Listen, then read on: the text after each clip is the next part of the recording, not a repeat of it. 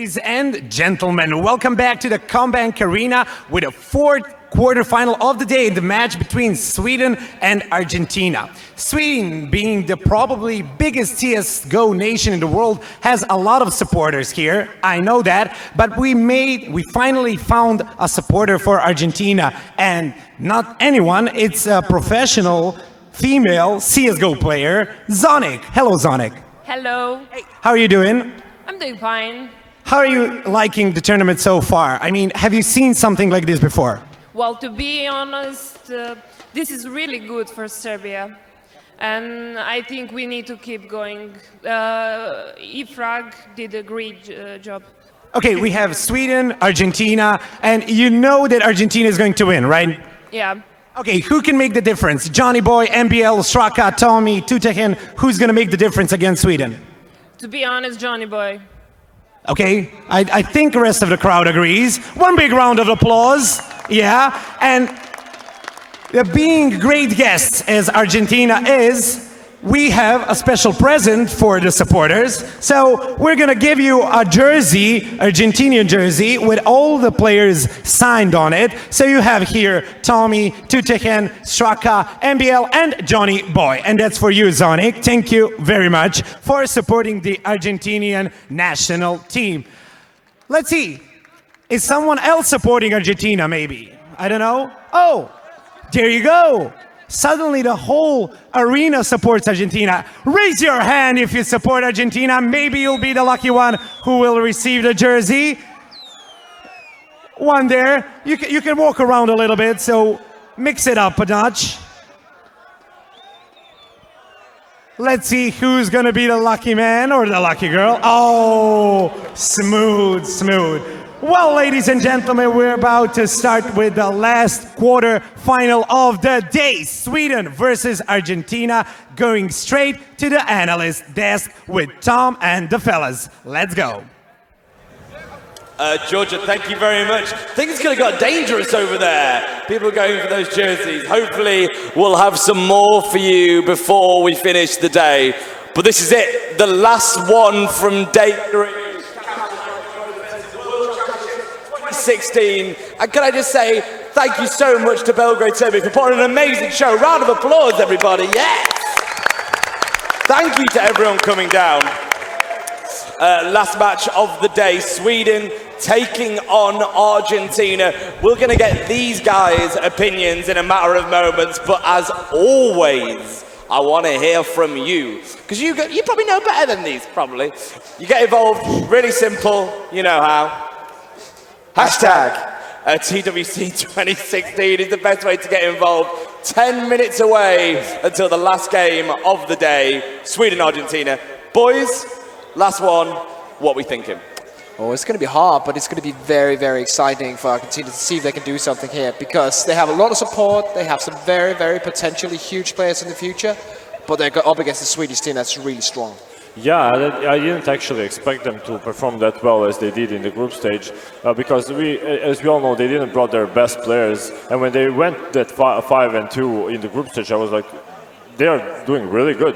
And for Argentina, I think they could have probably won even 2 more matches, but they fell short. One match it was 14-16. They lost that one, and another one was 13-16. So maybe a couple of mistakes from them, or a couple of good plays from them, maybe could have won them those rounds. But in the end, 2-5, it's not really that bad for them, right? Yeah, especially considering that last win they had against Denmark, right? Yeah. And first of all, I just want to say I have nothing against Sweden. Sweden is definitely a favorite going into this match. I think that could be said. And yeah, it's basically the home of Counter-Strike, considering nations, but I'm going all out Argentina for this one. Oh, the fanboys here, the fanboys here. I mean, we have the Dane. I'm not Argentinian, but I might as well apply for the citizenship. Yeah. Yeah, I think we are allowed to be biased, right? Absolutely. Say what I don't really care. So why are you still here? I'm the biased one. I am the biased one. Don't listen to him. I got you. Don't listen to this guy. Okay. Look at that haircut. He has no idea. No idea. 10 minutes time. Sweden take on Argentina. What do Argentina need to do in the first kind of 10 minutes of this game to really prove themselves? I think they need to get an open Johnny Boy. That's the first thing they have to do. Of course, apart from winning the pistol round, which is clearly very important, but they need to get an open Johnny Boy and they need to get him rolling. Yep, I actually think they just need to stick to their game plan, and I know that they have one. Actually, that game yesterday against Denmark, talking to the guys, it wasn't a fluke. They were actually saving that overpass. This team had 2 or 3 weeks of preparation, and they were saving overpass, and they were like, okay, Denmark is a perfect opportunity. They're the stronger team. It's a great opportunity to check out how good our overpass is. Turns out it's pretty good. Yeah. So I think that, yeah, they have a lot of stuff. You saw the guy that was throwing jerseys, that's Kamikaze, that's the team coach. And he's been writing down all the stuff. I think they have like an idea about what games are going to be played. Yeah. We're going to check out if that's correct, but I think they just need to stick with their game plan. Yeah, they really have an idea on what they want to play in this one. So it's going to be really interesting to see if that game plan works out for them. Right then, Sweden take on Argentina in a matter of moments. We spoke to the team from Argentina earlier this week to see if they were ready for the fight. And here's what they said.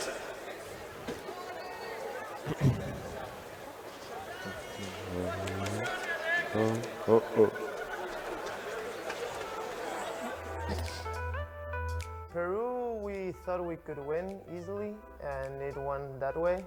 And Brazil, it was like a 50-50 because we didn't know the roster quite well. But I think we had a better team play. We knew each other a lot from other teams we had in the past, and I think that was what made us win. We felt confident against Peru because we played them before, so we knew we had a equal level or better, and so we were confident there. But of course, the lag with the servers, the ping, and those problems. But we finally won. So then against Brazil, we knew it was gonna be hard when we saw the roster and we saw that there weren't any excellent players like the best from Brazil, Fallen, or the best even from Gex, like Steel, Pava. We saw that we could stand a chance. So yeah, we were also confident. Like we were not so much, but we knew we could do it. So yeah.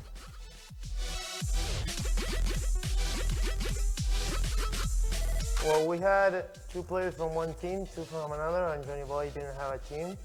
So we decided to, as it was such a big tournament for us, to quit all our teams or gave them a break to practice the last 3 or 4 weeks so we could fully practice for this event and try to level with the best in the world.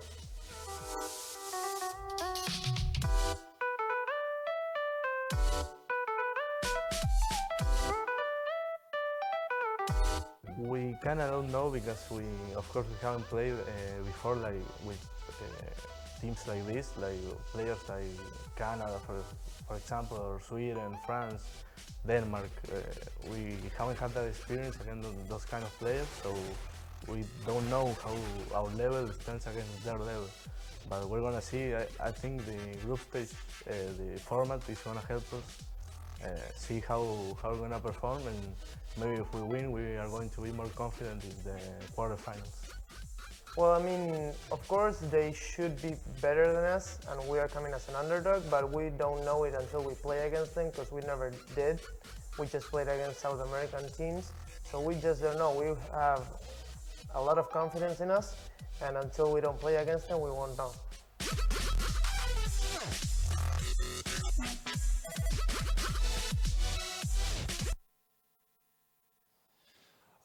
Okay, behind me, it's such an electrifying atmosphere, especially among the Argentinians. They're so excited. They're so excited. And since they're the first time here at such a big competition, they will need an extra support from you guys. I want you for a big round of applause for the Argentinians before I introduce them. Guys, I want to see smiles on your faces. I want to see you all smile. Belgrade loves you. We wish you all the best as well to the Swedes. But this is their moment. This is the moment when I will introduce you on the big stage, the Argentinian team coming here all the way from South America to Belgrade, Serbia. First, Johnny Boy, join me here at the stage. Next is Tutehen. In this lineup, number 3, Straka. MBL. And finally, Tommy, ladies and gentlemen, representing South America here in Belgrade, national team of Argentina. And before I introduce you with the Swedish team, let's hear what their expectations is from this match and tournament overall.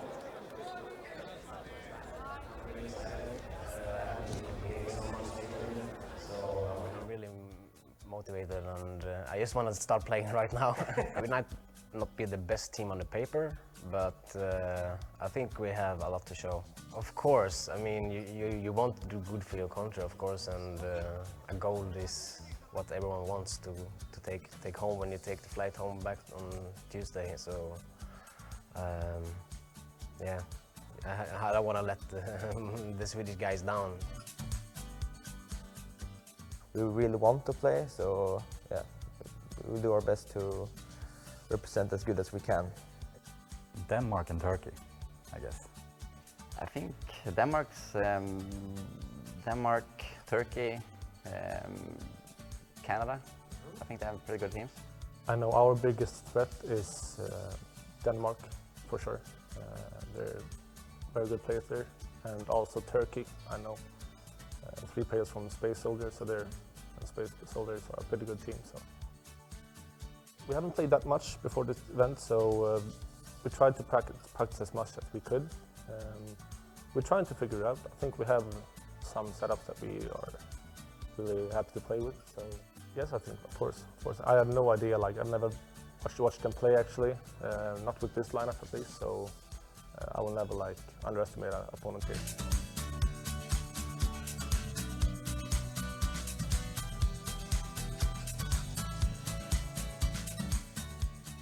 Okay, this is it. We've heard from the Swedes what their expectations are. In a sense, it's going to be South American fire against European ice. South Americans against Europeans. This could be all European semifinals, so Argentinians are here to try to prevent that. It is my honor now, with a big round of applause, to welcome here our guests from Sweden. The Swedish national team. The first player from their team here at the stage is going to be Xelos. Then it's Ate, Slav, Delpan, and Mektig. Let me hear a big round of applause for the 2 teams that will end the quarterfinal session here in Belgrade. And now, ladies and gentlemen, please stand up for the national anthems of Argentina and Sweden.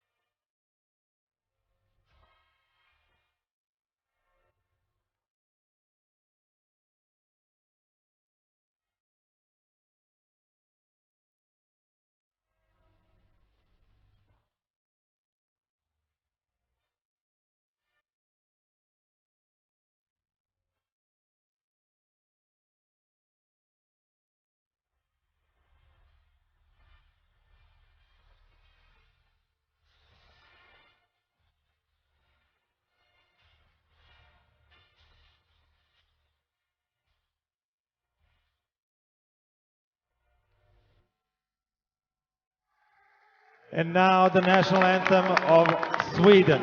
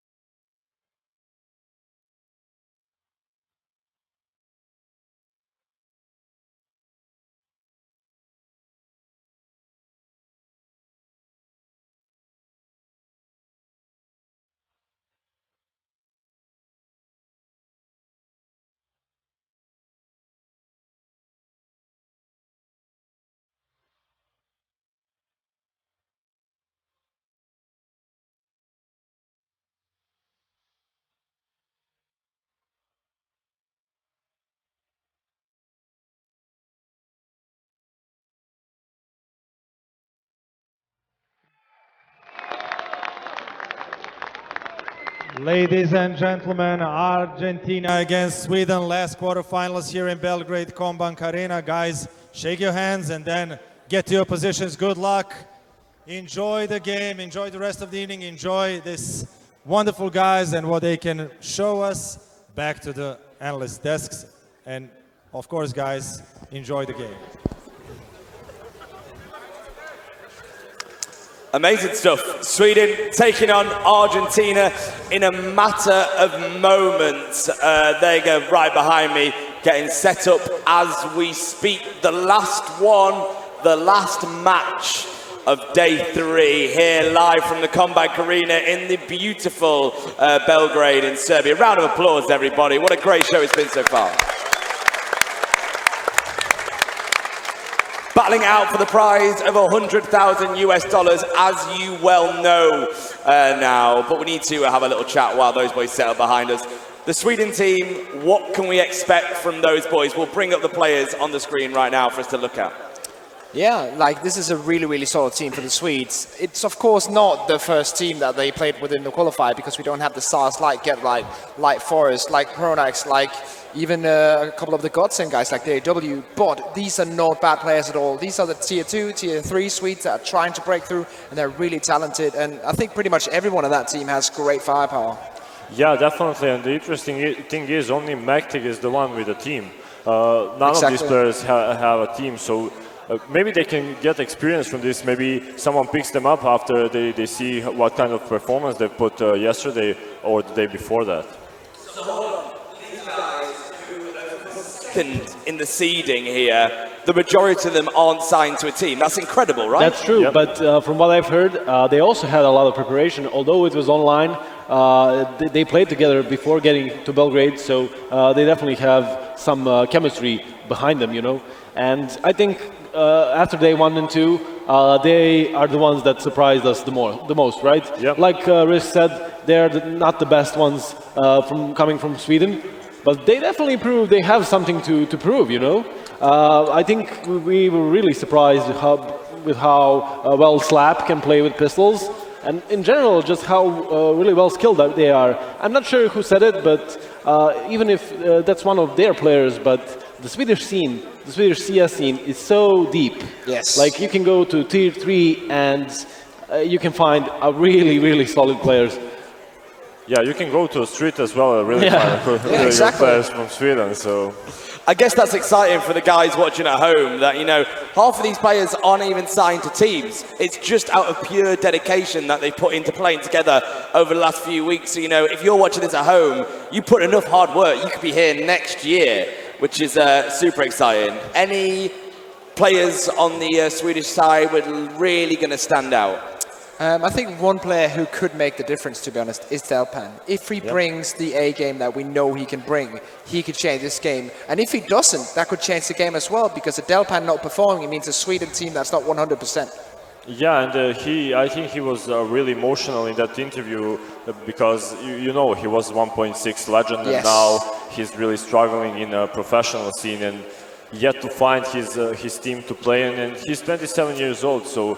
I mean, he's definitely a good player. We saw him what he can do on previous 2 days, but we'll see if he steps up now. But I definitely agree with you. Yeah, I also agree. I mean, Delpan, like you said, 1.6 star, and he has tons of experience behind him. He can definitely be a main factor if Sweden goes to the semi-final. I guess you said individually they're not all the best players, but when they come together, they really make it work. Do you build that into the strats then that we're going to see later today?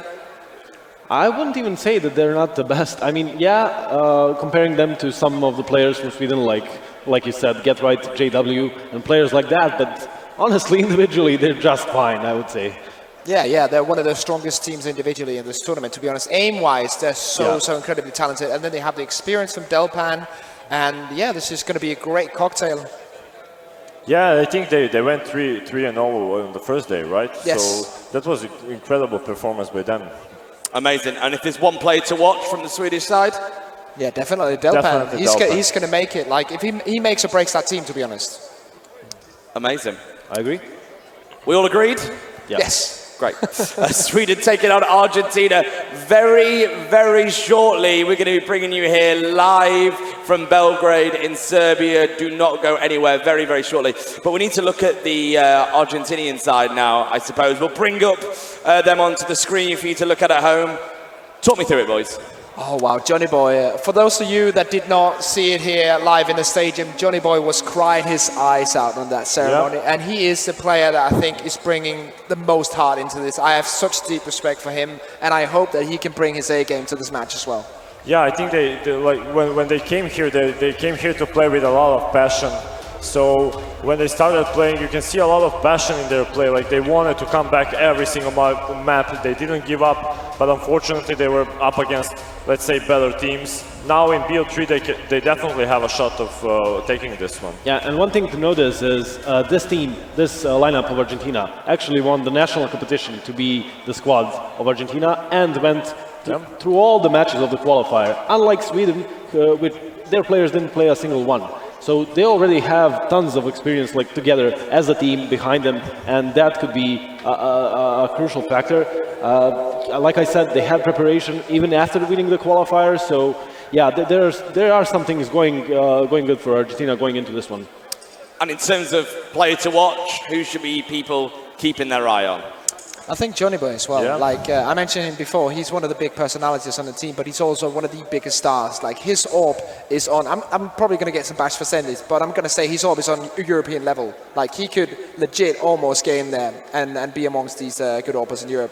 Yeah, I would actually agree. I mean, if he gets that up in the 4th round, he can definitely do some damage. And we saw him do some damage, especially against Denmark. Yeah. I know you didn't like that one, but he was putting a lot of numbers for Denmark on that overpass, and they played that overpass really good.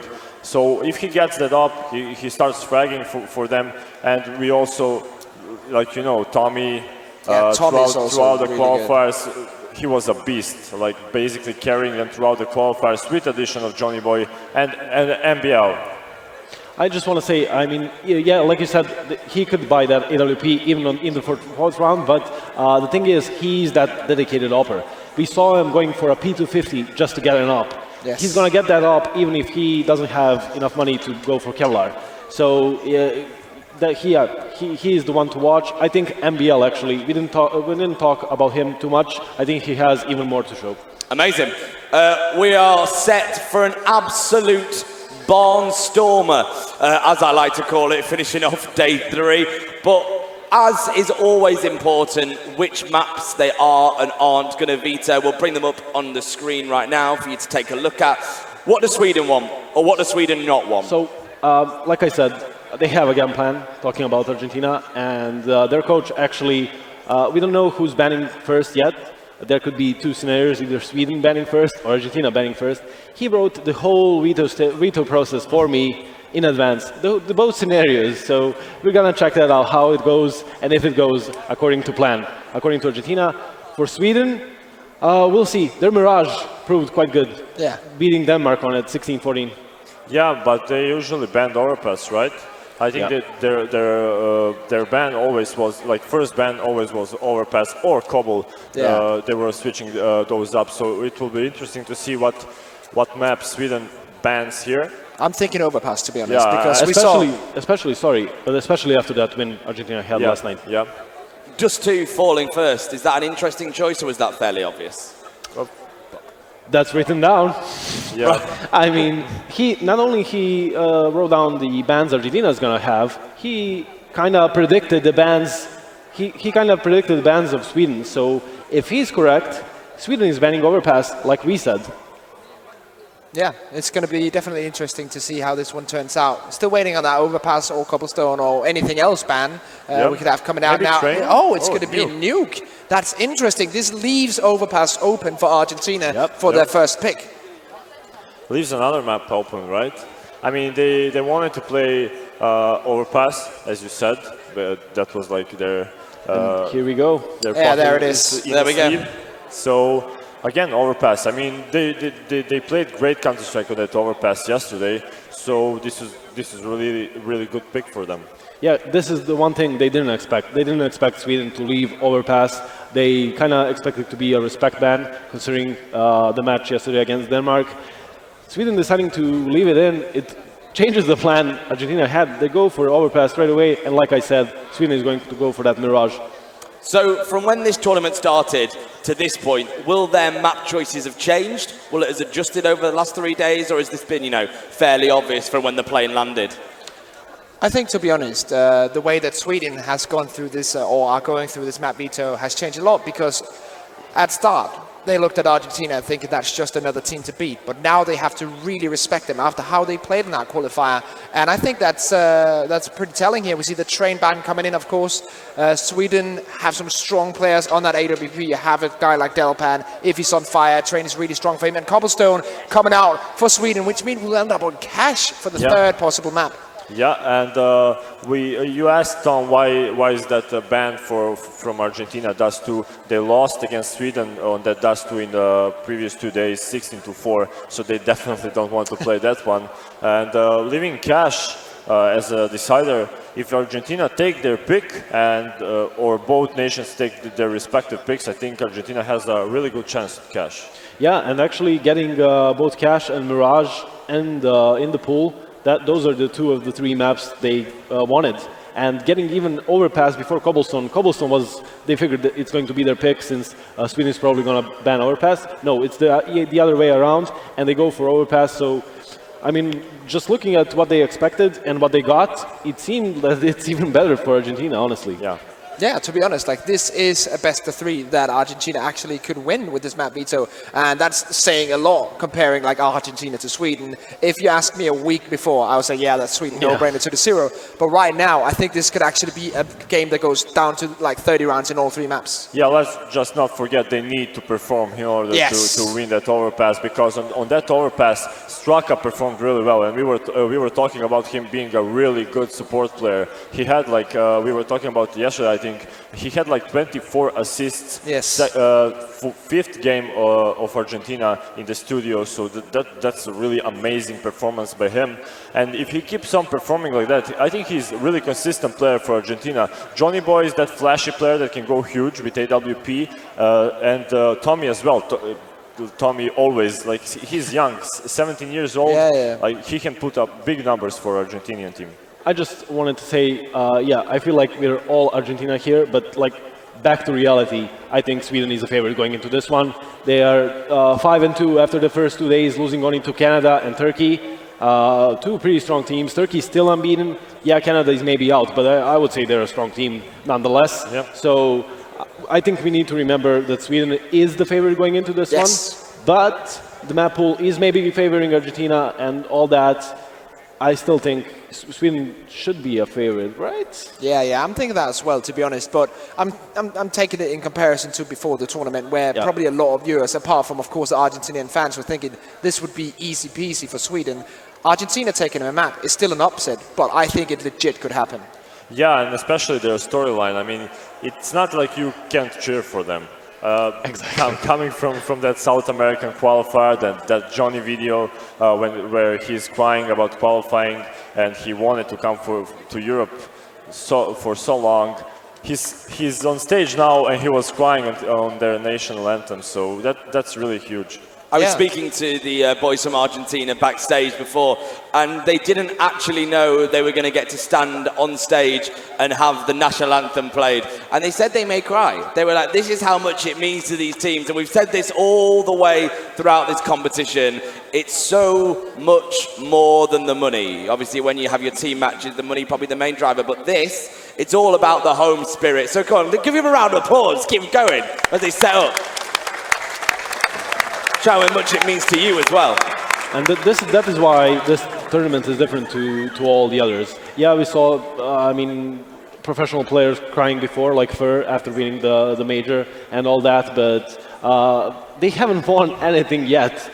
It's just their anthem on the stage, and it brings out that much emotion from them. That's why this is so different. Yeah, I would actually agree on that one. Because, like we said, a great storyline, are great players that didn't really have a break into the scene. They didn't really play that professional leagues. They don't have a chance to play those professional leagues. And as of recently, as we know, like they made agreement with Gamers Club, Games Academy, and whatnot to play against Brazilians, so they have some kind of league in South America. How do we see the first half going? Because I guess that's relatively crucial at this stage. I mean, Argentina got their pick.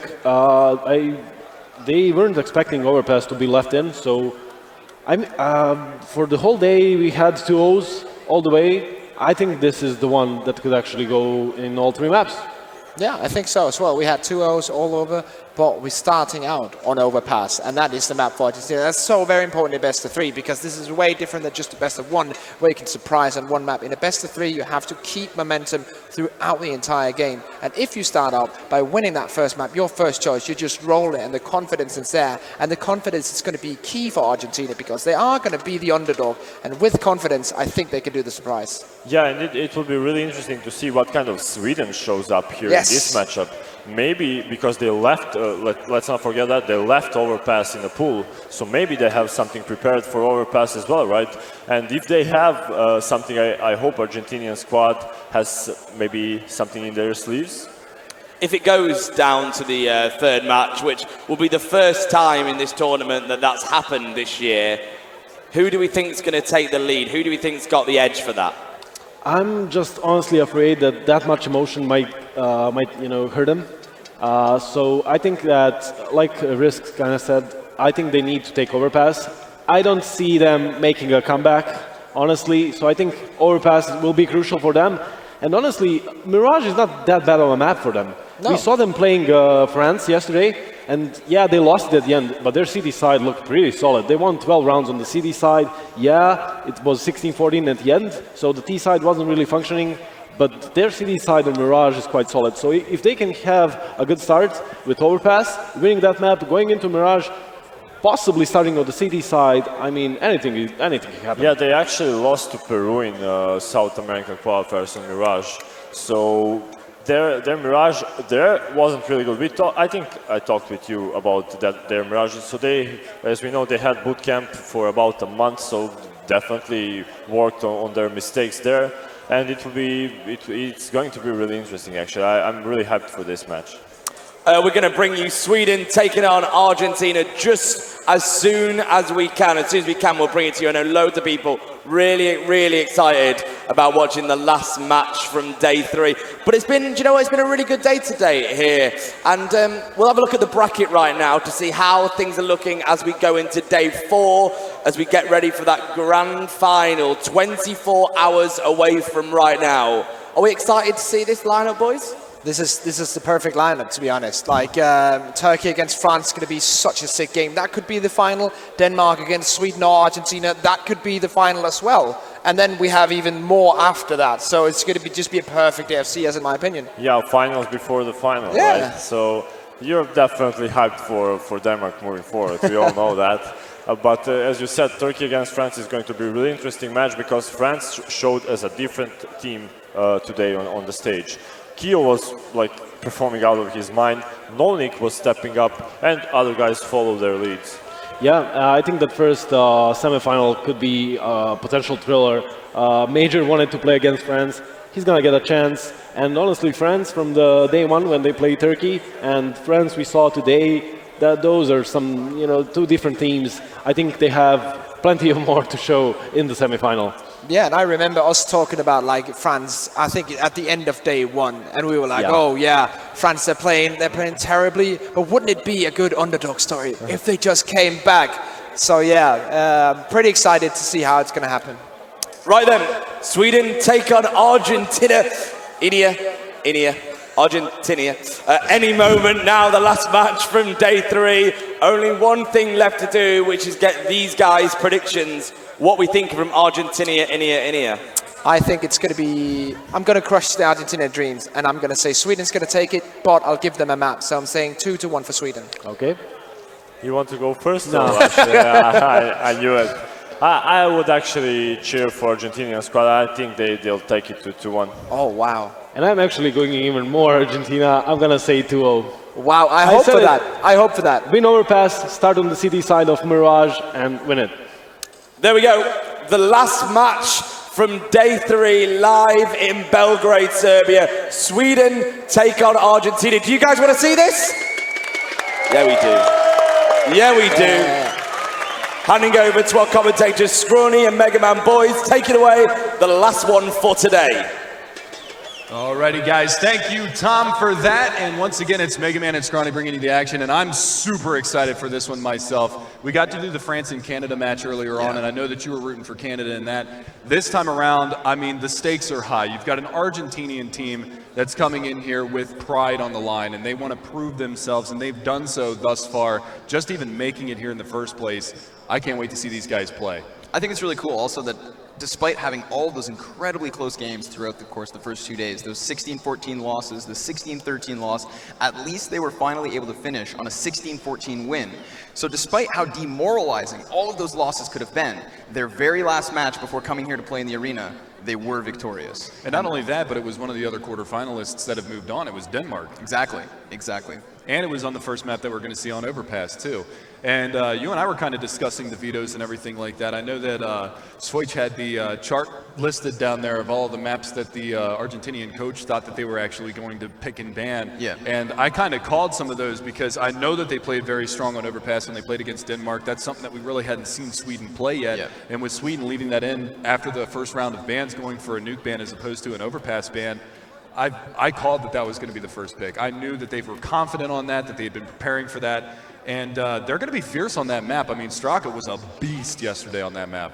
I mean, that's exactly what I want to see it, right? Because it didn't just pan out to their expected map veto process, but an even better one, as Switch said, right? Yeah, and we've heard a little info about what they've prepared for Cash for the Decider if it goes to 3 maps as well. So as far as the veto is concerned, I think Argentina made out pretty well in this one. We'll have to see if they can put it down in the server, but... Yeah, that's what it all comes down to, right? The small victory has already been claimed. Theoretically speaking, they're ready for this, but it does come down to execution. Absolutely. So we'll see if they can put it all together here on Overpass to start things off. It's going to be interesting, to say the least, because the Swedish lineup, albeit it's not the strongest one that they could have fit with WESG going on at the same time as this. You know, you've got God-sent players that are over there. You don't have your Get Rights. You don't have your Forests in here right now. But you do have a Slap. You do have an Adder. You've got the old-school Delpan in here. Yes. And I agree with the analyst desk on this one. I think Delpan is going to be the X factor because he started off this tournament on day 1 very, very slow. He had a very quiet performance. It was the 16-14 victory over Denmark in the very opening match on Mirage where he had like 9 kills over the duration of that, but they still squeaked out the win. Ever since that map, he has been just slowly upping his game, slowly getting better and better and more consistent. And I think that if he plays with that consistency again, Sweden is going to have a pretty strong showing in this BO3. I mean, that's the thing. That's what we're hoping for, right? Is another close game, because obviously we were expecting that with Canada versus France. And no more 16-0s, man. Yeah. Let's be fair. Those first 7 rounds were very, very close. Canada. That's just a bummer, buddy. That's a bummer to say the least. But again, that's just another one of those things where it's like you look at the rounds and stuff like that, and that one, it's going to be pretty freaking close. But we're going to get into this one very, very soon for you guys. And as soon as I say that, we're in. Overpass. Let me hear you, Belgrade! All right. I love it, man. This crowd has been hyped. We are ready to rock and roll. Argentina starting off on the CT side, Sweden on the terrorist side, and we are live. I mean, already we've got the CTs here, NBL playing that kit and also some utility, but they go for the information play early, taking a little peek-see over towards the fountain. They are met with Delpan, who rings off a couple of shots, but Sweden just playing things slowly, lying back and seeing, of course, what Argentina have in store, which currently is just players sitting on these sites. Very passive positioning from Argentina here.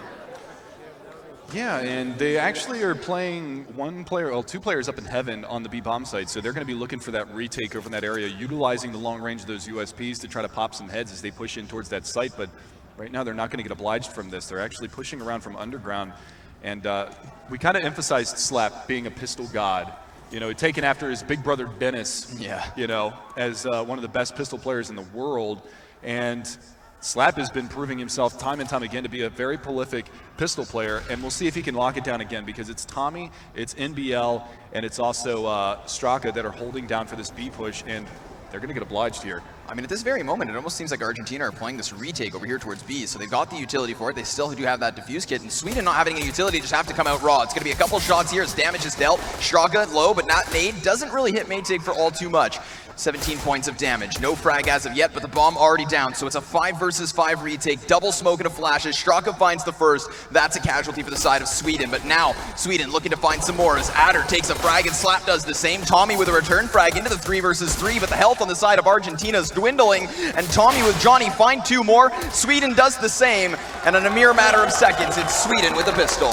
And I told you, it's Slap, 3 kills in that round. Adder was the other one that's been very strong with pistol play, and he finds 2 frags. And I don't know if you actually saw that, but Adder got boosted up from the water pit in the back of that B-bomb site up on top of the balcony, and that's where he found his success from and allowed Slap to go around the back lines. And you can see him actually up there. Adder, he was the one that got boosted up, and Slap doing a phenomenal job just beating these guys back down as they come back into the site. And you know, they never really cleared the angles, and that was, ooh, I didn't even see that last shot. That was filthy. I feel dirty. I feel sullied and unusual.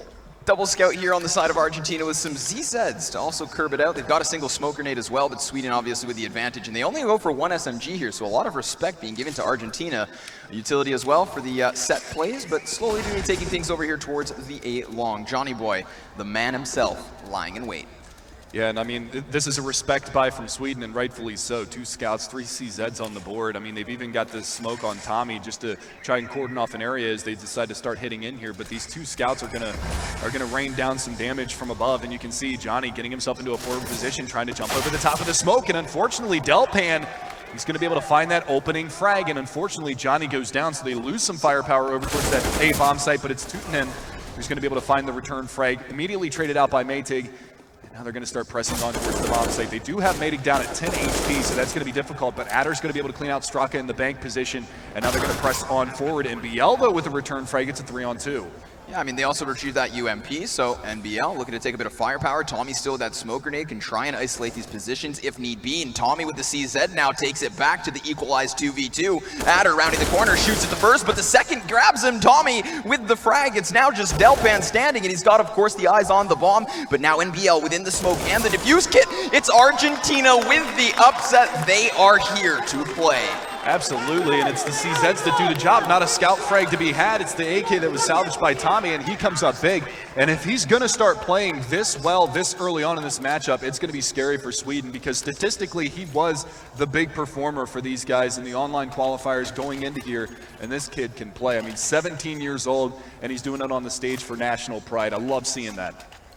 It's just amazing what this means to all these guys. And not just them, but their fans at home. They have some of the biggest support bases, and that's what makes this entire situation so exciting. But Sweden come into this one with some utility, a heavy Tech 9 buy of their own. So they're looking to do to Argentina what Argentina did to them with a lot of B presence already. They've got 2 players coming up from short, and a Straka pin behind the barrels and completely blind. Tommy lying down some lead, but he's not able to find anything as Zelos kills him. Straka with a refrag, but he looks for the second, tapping away. They haven't been able to clear him from this position, and finally Delpan grabs it. But NBL with a trade frag again. It's a 3 versus 2 as Johnny chimes in.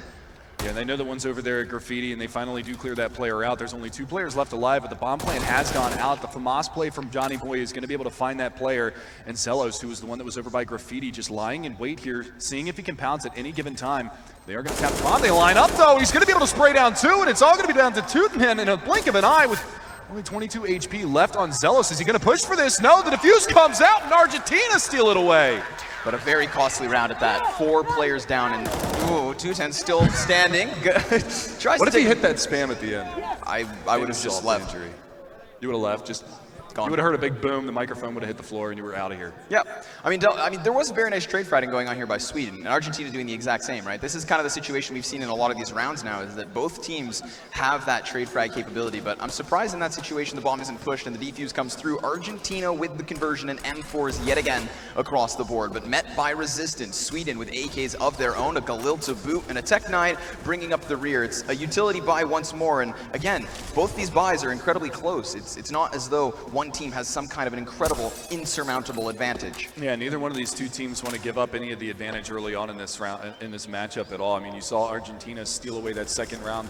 They barely got that third, and this is why that force-up comes from Sweden, is because they know that it came down to that 1v1. They know they've damaged the economy for Argentina, and if they can get the round trade here, then they should get another round for free off of a pistol buy. So potentially Sweden looking to turn the tides and go up to a 3-2 scoreline if all goes according to plan, but they've got a hungry Argentinian team in front of them. Now, unfortunately, with this boost here, Johnny Boy obviously in a nice spot, but the problem is with that smoke being there, they can get closer and closer without him knowing. Still, he finds the timing, peeks wide, and drops out Delpan. That's one of those key players for the side of Sweden already out of the equation here. And the big thing is he gets that frag and he falls back. He doesn't allow them to trade that. And luckily for him, I don't know if you noticed, but he crouched right when Delpan jumped around the corner. Yeah. So he didn't actually get spotted, and Delpan took the jump again, and that was when he pounced on it and actually managed to find him. This play from Teutonen, though, oh. He's looking to take an initiative, and there's three players like, nearby. He's got to be cautious. His players are both directions. Exactly, but it's traded. Johnny Boy at least able to capitalize, and he's going to catch two more. It's a 3 frag. As Adder and Maytig drop simultaneously, slap cleared from the site, and it's Argentina with a convincing round. Big quad kill from Johnny Boy. Look at the hype. He is ready to rock and roll. That's a big play right there. He is fired up. Argentina, they're going to take that 3-1 scoreline, and with no bomb plant in that last round, there shouldn't be a lot of money for Sweden to work with into this, so we should potentially see a kind of a smattering, a kitchen sink buy, and this is beautiful from Johnny Boy. I mean, gets the instant dink on Maytig, and there you go. We're actually going to see the bargain bin pistol buy from Sweden, and it looks like they're going to go back to hitting that B bomb site, but they have forgotten one important thing if they do go over there. Yeah, that's the bomb. Yeah, the bomb. It's pretty crucial, so I hear. Yeah, usually. Ooh, that nade though. That Maytig down to 20, slap down to 47. Hurts. I mean, he is the nade holder on his own, but as NBL jumps up, he is ripped from the air. NBL going to be grabbing the kill. Excellent stuff here from Argentina, sending a message. Yeah, backflip and do a barrel roll right off of the top rope there. Swanton, if you will, for you old World Wrestling Federation fans.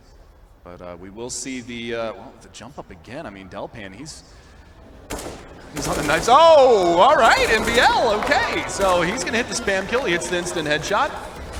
Filthy round from him. Spam through the smoke here towards the monster pipe. Almost lands on slap. Gonna hold back for the time being, but Tommy and Teutonen, they finally flank back around and find that short pipe push, and they are gonna be able to find those from underground, and nicely done from them, as this push has been completely thwarted.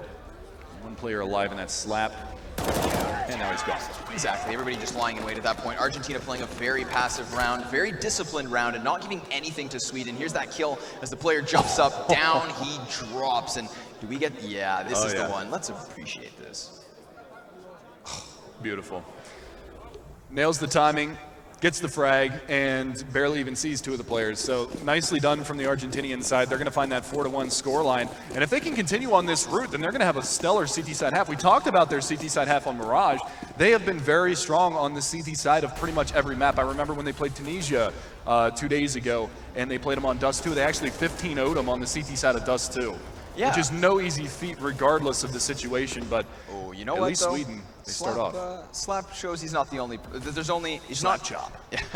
There's also other players who can get wallbang kills here on Overpass, and it's him who grabs the first now with a bit of a cheeky boost of his own. Going to be looking for some more. He checked that boost. Yeah, good idea, of course, but luckily for him, MBL not nearby. Straka is on the site and has to be cautious, but Sweden not able to ascertain any information off of that. 210 still inside of Connector. He does have support from below, so Adder rounding the corner on his lonesome, down and out. It's Argentina to equalize back to the 4v4. Yeah, and that's a decent recovery. I mean, getting Adder off the board, he's been one of the strong players for Sweden throughout.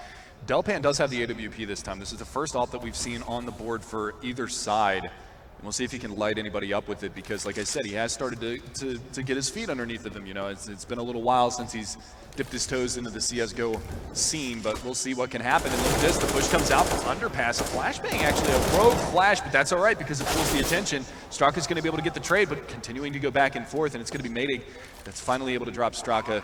NBL and Johnny Boy for the retake. A fast catwalk push is gonna come around from the short B side, but Slap in the meantime finds Johnny Boy, takes him down, and it's 3v1. I mean, in this situation, right, Argentina could have just actually put this into the 2 versus 2, but NBL unfortunately not landing the shot. So Delpan with the read, he positions himself back towards Monster, and down he goes. So Sweden, obviously not out of this one with an answer now, but can they get that conversion? That's really the question. Yeah, and here's the spam that we saw earlier on, and I mean, Tommy, he was throwing it back on the other side, so that's, you know, a pretty common spot to be spamming. He was actually in kind of an off angle, so I like that they worked out through the bullet tracers where he was going to be. But the big thing about this, though, is that the buy downs from the Swedish side aren't so expensive because they kept 3 players alive in the last round, so even if they drop this round, you should see a decent buy from them. Ooh, Johnny Boy just barely missing that off shot, but the buy down won't be too bad into the next round for Sweden, so they will have another pretty formidable buy if they do drop this round. But Argentina, they're going to make sure that they keep their money right. Yeah, you can see them already rotating their players back. They tried to take the initiative within A. Of course, when it doesn't pan out, they do, again, a disciplined decision and fall themselves into more defensive positioning. This is excellent stuff. Argentina not looking to give anything away for free.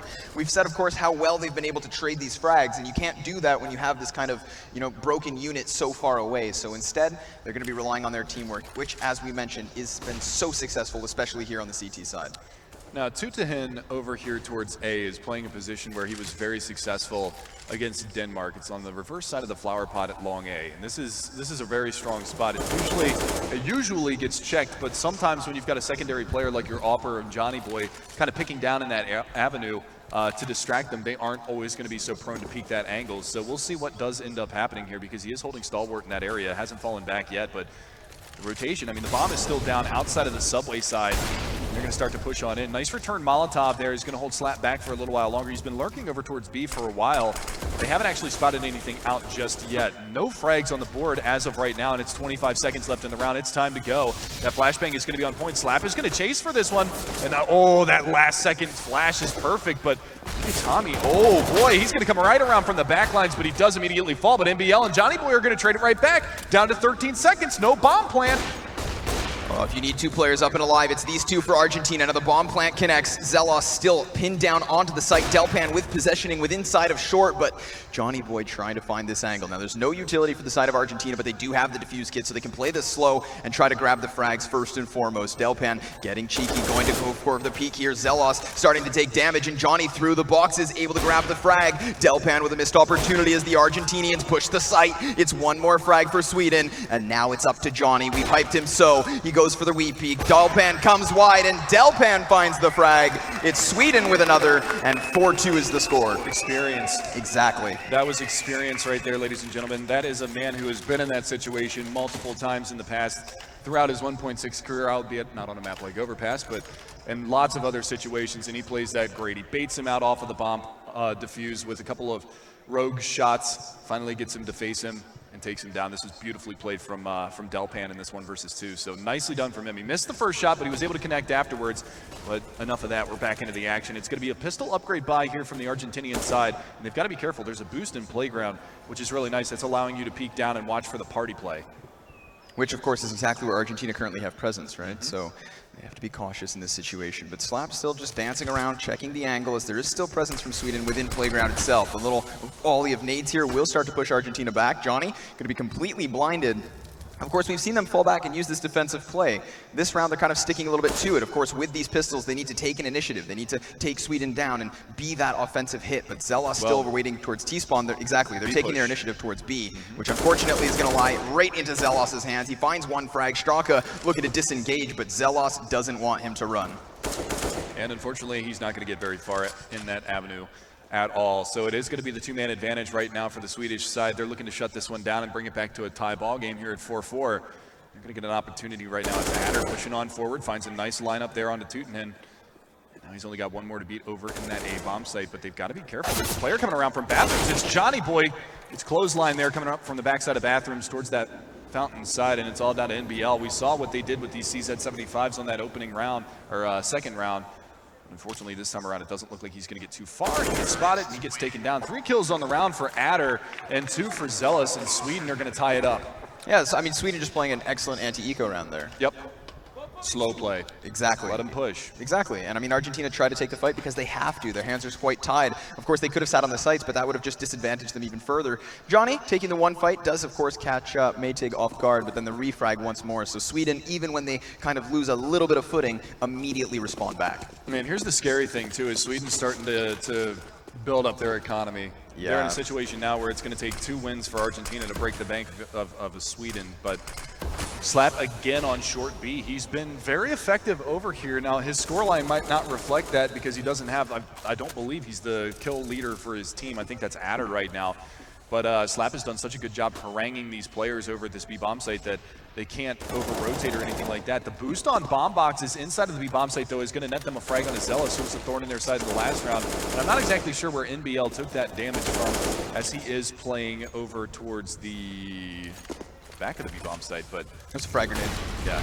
Delpan with an opening op shot. Now, of course, the Molotov going to be extinguished, but Johnny Boy capitalizing on the opportunity, and Slap, he's going to be reeling backwards, has to be cautious as Tommy's knocked down one more. Slap taking the fight towards Johnny, he drops down, but Maytig's actually able to trade back. Still, it's a 1 versus 3. Plenty of utility to play with, and time as well on the side of Maytig. But being this outnumbered is obviously an incredibly difficult position, so it comes down to how Maytig can actually come back into this one. Argentina looking to play this passively. They do lose one more. Now Maytig peeking wide. He takes the second. Back down to the 1v1. It's 210 versus Maytig. He's on the site. He's now up dinked. Both players incredibly tagged here below the 30 mark. Can he do it? Maytig gonna need the 4K in a 1v3 clutch. He catches the player going wide, but it's 210 who prevails, and Argentina bounce back with a response to Sweden's 4. Too close for comfort for Argentina, and an expensive round overall for both sides. You can see, I mean, it's going to be another buy down here from the Swedish side. They know that the economy is hurt for Argentina. They know that they took 4 weapons out of their hands,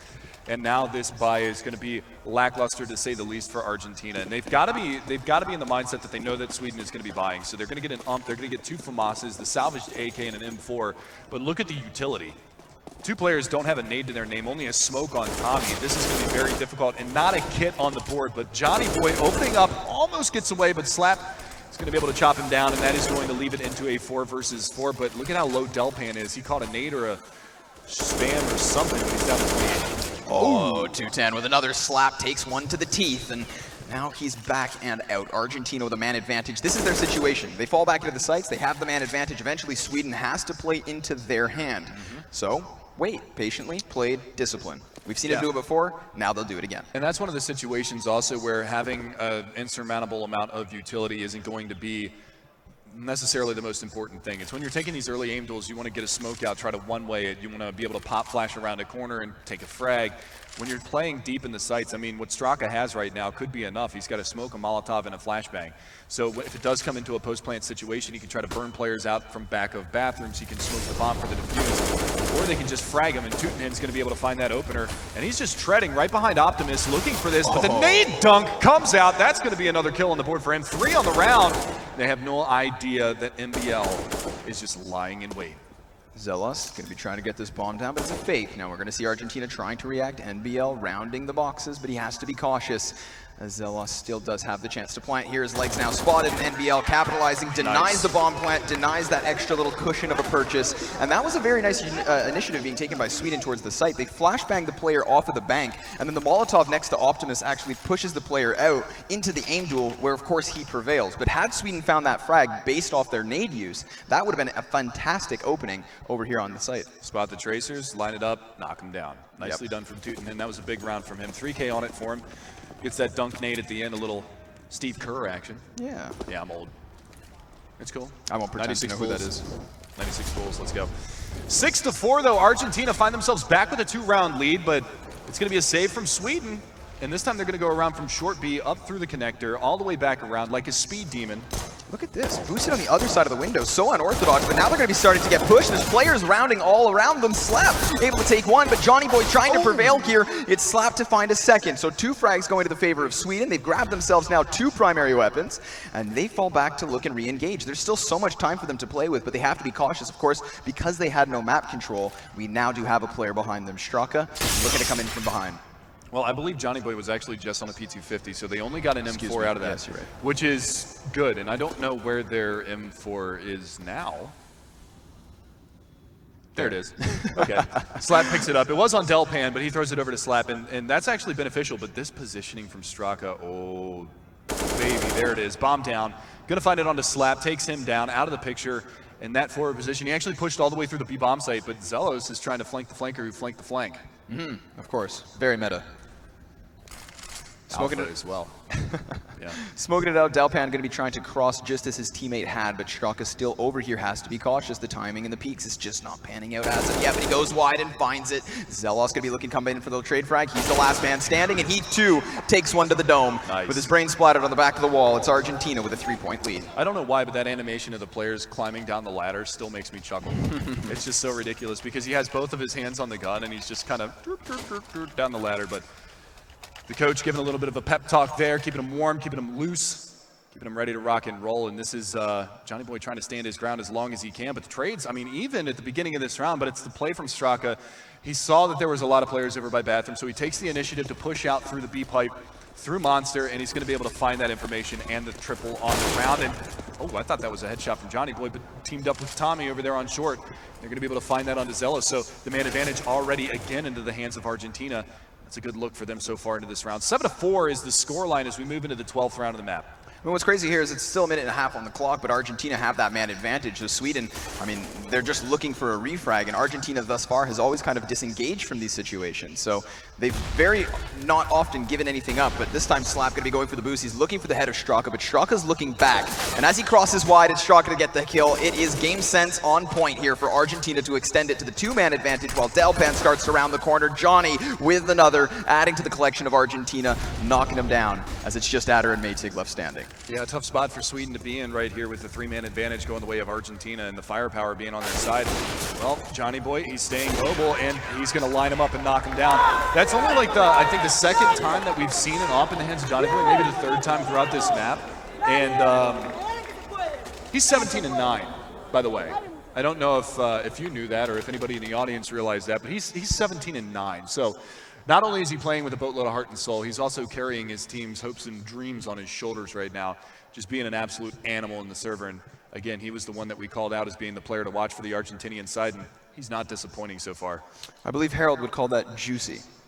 Juicy. So nice. Argentina still continuing forward with this form. Sweden, they had an early response, but now they are out. Johnny with a boost as well, missing the flick shot, but again, he's just going to disengage. So they take these initiatives, and when it doesn't work out, it's perfectly fine because they still put themselves in decent positions. Absolutely, and Johnny Boy, I mean, this is an opper's paradise at this A bomb site without having the utility on the terrorist side. I mean, no smokes to cordon off any of the areas. He's going to be able to pick both bathrooms. He's going to be able to pick... Oh. All right, well, whatever. Misses the guy by the flower pots. He's going to be able to circle back around, but he's got to be careful. He's getting encroached upon. They're coming up from long A. He is going to get spotted, going to be able to take the refight with him, and that is going to net him another kill. And this position by the backside of Optimus, is that a boost? Yes, it is. Oh, Johnny that jumping connects. out. Yeah. And the nade? Bye-bye. With the follow-up. 210 grabs the kill. Nice little boost, of course, behind the self-boost behind the Optimus Prime. Delpan coming in with the Deegs, but he's got 4 targets. And all of them nearby other than one. Of course, he's still sitting down by short. Delpan with a headshot. Wow. NBL out of the equation here, but it's still Tommy and Straka. Excuse me, 210 nearby. Tommy, gonna be happy to be cautious, as it could have been another 1 versus 1, but Argentina had already given them one of those situations. Again, they have been doing a very good job of preventing exactly that. That was actually a really impressive shot by Delpan to get that first Deagle frag, because he was fighting off the aim punch when he took that duel. And well, we didn't see this on the other side. Straka through the smoke. How many kills has he gotten through like walls and smokes and stuff like that in this one? NBL the same. Yeah, and again, I mean, 2 more frags that round for Johnny Boy. He's up to 19-10 right now.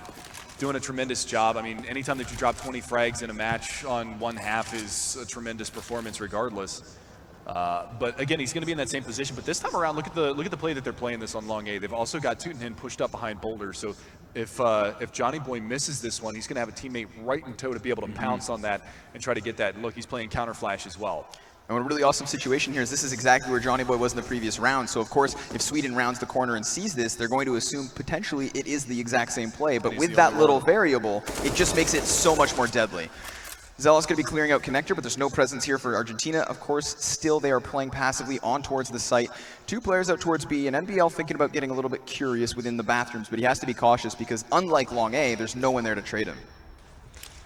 So we'll see where they do end up deciding to go right now in Sweden. Looks like they're filtering towards that B-bomb site, and this is a good look for them. They're going to pop open the door, and they're going to pick down onto short. Nobody's home. Sad times for Delpan, not going to be able to utilize that AWP just yet, but the pressure is going to start mounting up in this area, and you can see NBL, he's already starting to rotate, and he will get there in time, and that's the biggest part about this, is they've got a fresh smoke on Monster. That's going to hold him back for a little while longer. They've got 2 players that are watching over in this angle, and then they've also got NBL in the backlines by Graffiti. And there you go, the Molotov comes out. They're going to peek the corner, but it's going to get knocked down immediately. Tommy and Straka combined to find 2 frags, slapping at her, both on the dirt. And with 20 seconds left and a flank coming out from T-Spawn, they are pinched, pinned, and dead. TWC going to be denied the second, but still knocking down another player in this situation with so little time left. Sweden, their hands are tied. They've got to fall back, they've got to give it up, and it's Argentina now finding themselves into the double digits. A 10-4 scoreline with only 1 round left to play. Yeah, and we talked about how strong they were against Denmark on this map, albeit it did come to a 16-14, but at one point I believe Denmark was actually up 14 to 12 or 14 to 11 in that match, and they made a comeback, or maybe on 13 rounds, but they made a bit of a comeback, Argentina, and they ended up stealing away in the final round, full 30 rounds on that one. A tremendous CT side performance thus far from Argentina. They're up 10-4 into the final round of this half. 2-tech 9 buy on the board for Sweden. Not a lot to work with as far as utility. Delpan going back on the AWPs on 9 frags, so it's not like he's having a miserable half, considering that his team has only been able to pick up 4 rounds. But even after that pistol victory, things really haven't gone all that well for him until now. Johnny Boy with an uncharacteristic whiff-a-rooney is going to be on the dirt. And a really nice shot from Mating. Yeah, now Straka's still nearby the site. He's got the support from Heaven as well, but NBL going to be finding 1 frag and looking for the second. Mating going to be pinned down. Straka with positioning round the smoke. NBL now dropping the second. That's the bomb within the water. Adder luckily able to take 1. 2-10 going to be refragging back to 2 versus 2, but utility expended on both sides other than NBL's flashbang. Double kit here for the CTs, but again, that bomb was dropped, so Delpan having to reacquire it and reposition himself into the site, just as 210 is doing. Back through connector towards the A, looking to potentially join forces with his teammate, and this is great because you can see Sweden's attention so pulled to the short right now. Yeah, I mean, with that lurk frag that came out from the back lines was very, very nice and very timely as well, but Delpan, he's going to be able to clear out the monster side. They can hear some footsteps coming around from the back lines as well, and Zealous in this water pit is going to be a very strong, formidable position. They're going to boost up. Delpan's going to get caught. He's going to go down, so really nicely done from Argentina, and now it's a 1 versus 2. Can Zealous clutch it out? They're going to peek him 1 by 1. He spams him up, and he takes him down, and Zealous, the hero of the final round, 3 kills for him, and it's a 10-5 halftime score. Sweden, they still have some life in them in map 1. Which is excellent, right? Because, I mean, let's be honest, Argentina, they're looking great. We've seen excellent things from their CT sides. Boosts, initiatives, plays, retakes. They've got it. They feel comfortable. It's clear. But we also have to remember that this is a team who has lost many games this tournament in the 30th round. So Sweden is very much capable of coming back into it, not only because they themselves are talented, but because we've seen Argentina be in like a 12-3 lead situation and still lose the game. So let's keep that in mind, of course. Never count Sweden out. These guys are so talented. Clearly here, Zelos reading it like a book, written by Dr. Seuss, done and dusted. Nice. I like it. I like it a lot. But again, with that in mind, I mean, a great performance from Johnny Boy with 19 frags in the first half, but where is Straka? Where is NBL? We saw them get some cheeky frags through smoke, some spam kills and things of that nature, but relatively quiet half, 9-8 for both of those 2 players. I mean, everybody kind of performing on their side and pretty even across the board for the Swedish side, as 12 leads the way. Zealous picking up those 3 kills in the last round, and we'll see what they can do going into the pistol round, because again, remember, Sweden actually picked up the pistol round on the T side until the NBL and Tommy train struck going into that second round. Round 2 hurt for Sweden, but this time it's going to be Argentina again going heavily with utility into the pistol round. We've got that double smoke, quadruple flash by Glocks, Kevlar across the board. Sweden on the opposing forces do of course have that defuse kit and a bomb, and a smoke, so if the bomb does come into play within this pistol round, they're good to go.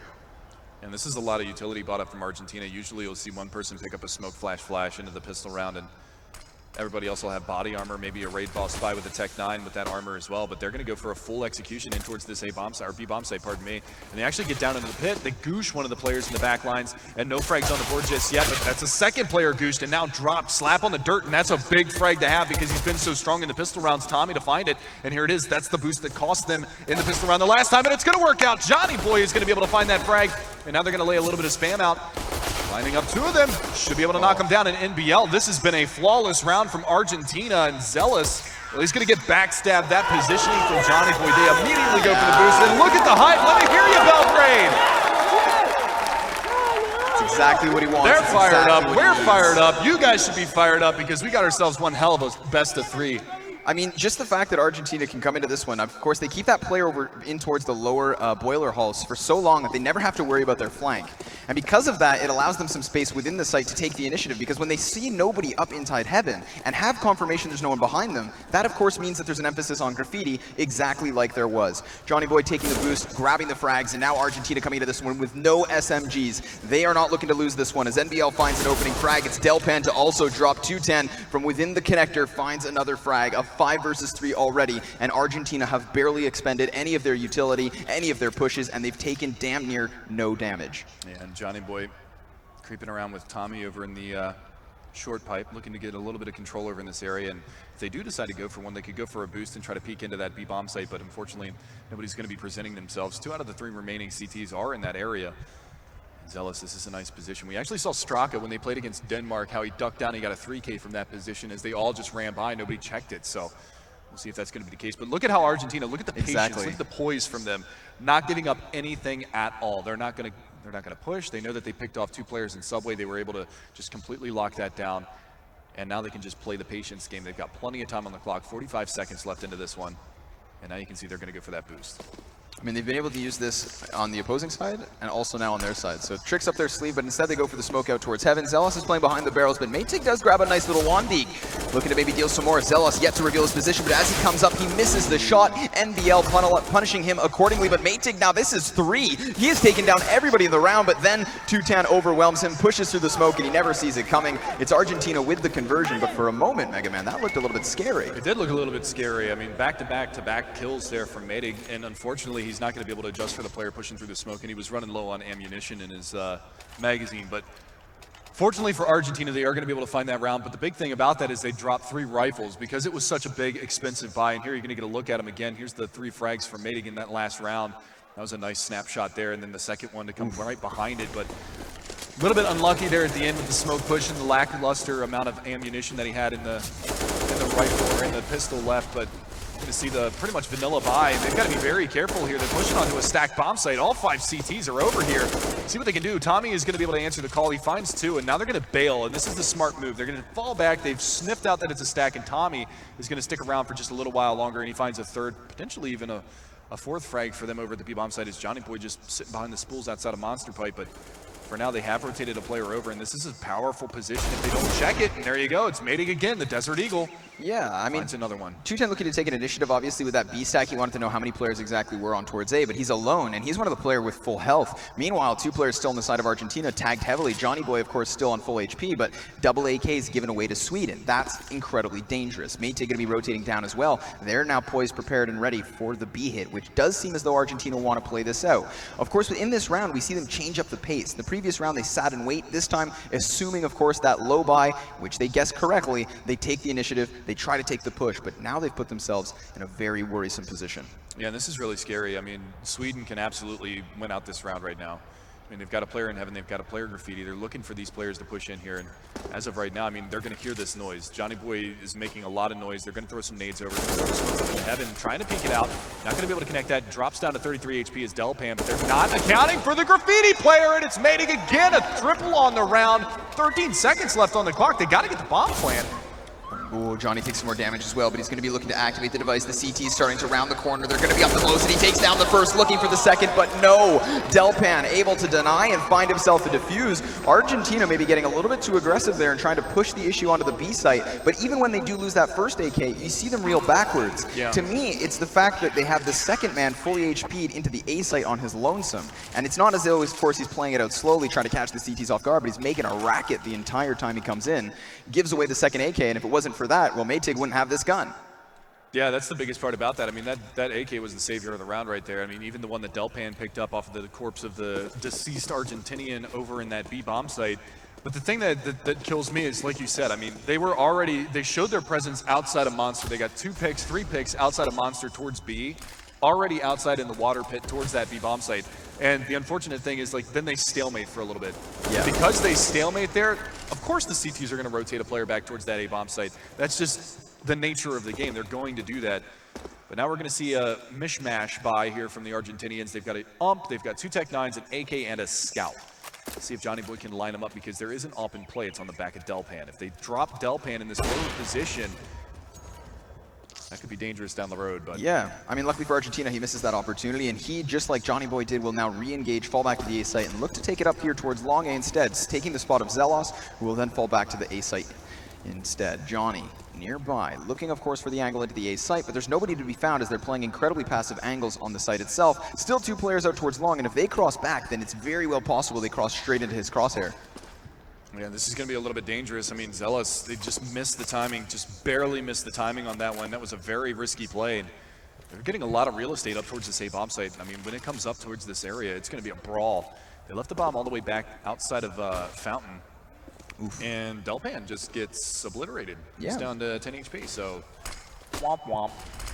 Still, though, now a volley of grenades coming into the A site, but the CT's looking to hold fast. Now they're starting to rotate their players up, and an initiative being taken, but there's 20 seconds left on the clock, and they've left the bomb all the way back towards the Fountain. This is going to be burning so much time, and still you can see the CT's not entirely sure if it's the A play. They rotate players back down towards B, and now this is going to give a chance for Argentina. 10 seconds on the clock. They're still going to be able to get this plant, especially as Tootin and NBL find 2 frags. 3 players still standing for the CTs, but they had to give up that bomb site. Yeah, I feel like it was a mistake leaving the bomb behind, but it works out beautifully for them because they stalled just enough for Sweden to second guess it. We do see Zealous come back in with a frag on Tommy. They're going to be looking for this to come around the side, and Johnny Boy not going to be able to line that up, but the Tech 9 close range. The backstab comes in, and Zealous finds 2 more. It's 3 kills on the round for him. Now they're going to play the bait and switch on the long haul. What can they possibly do here? There goes the Dank. Another frag goes on the board. Madig is going to be able to find that. They are going to be able to trade that one out. Straka is going to be able to finish off another one. The fuse comes in, and Madig is going to stick it. It wasn't planted for him, and Zealous with the 4K on the round, the hero play that they needed and that they deserved. And Sweden are going to find their 7th. Now we have a pause coming out. Tactical. And most likely, I was going to say tactical from Argentina. They need to get their heads back into this one and see if they can line this one back up, because talking about lineups, Zealous had a nice couple of them into that last round. So, I mean, there's a bit of an awkward situation here after Johnny puts down that bomb within the Optimus Prime on top of the truck itself. As opposed to falling back, considering he has that scout, he takes that close corner over towards the top of the staircase. Of course, that sets the crossfire with the Tech 9, so I understand what he's trying to do, bait the players into him. But when Zelos comes out from bank, there's nobody covering it because, of course, they've put 2 players committed to using that little bait and switch behind the planter. With nobody applying cover, down they go. Easy cleanup. And here we find Sweden finding the point, despite, again, rotating the players away. Yeah, and it's unfortunate. I'm actually curious as to why they decided to go for the plant where they did in that round. Because it actually took longer for them to get the plant over by Optimus as opposed to planting default. And maybe they were just afraid that there was going to be a CT flank coming around from the back line or something like that. That's the only thing that I can think of what would be the reason why they would plant over by the truck as opposed to in front of the boxes. If they plant in front of the boxes, the potential is much, much higher that they win that round, that they pull it back and they're able to steal it away. Unfortunately, they don't plant in a default position, and that allows Madig to just line them up and knock them down. And also the post-plant positioning from the terrorist side of Argentina was a little bit questionable, with both of the players playing in that one cubby as opposed to one playing in bathrooms and one playing by the cubby. Exactly. Pull the distraction from the player and swing bathrooms and try to get the refrag, or at least deny the bomb defuse, but we'll see how it ends up working out. We've got a scout in play here on Delpan, looking to do a little bit of damage. It's going to be a quick push here from the terrorist side of Argentina, trying to force him back, and they're going to do exactly that. And, they're coming around the corner. He still isn't able to connect these shots. That's 4 missed shots so far. Flashbang comes out. It's going to be Adder. Adder kills him with a flashbang! There we go, ladies and gentlemen. We have seen it, but now it's going to be all tournament. Going for the initiative, and it's going to be the ace. Don't tell me. Yes! An ace starting with the flashbang kill. Let's hear it, Serbia. Top shelf. Don't leave me hanging, baby. Don't leave me hanging. Top shelf. A flashbang kill and an ace in the same round. That's freaking ridiculous. That wasn't it. This is it. Boop, boop. Nice. Oh my God. I never thought that I'd actually get to cast. It's happened one time before in the 2 years that I've been casting CS, and never in an arena that I've seen it. That is absolutely glad to be a part of it. I'm so glad to be a part of it. That is awesome. 5 AKs here on the side of Argentina, back into the gun rounds and looking to deal some damage. Sweden again taking an initiative, much like Argentina did on their CT side, but again replicating the experience as they fall back after not finding anything. The smoke grenade going to be keeping NBL at bay for the time being. Meanwhile, Sweden lying in wait.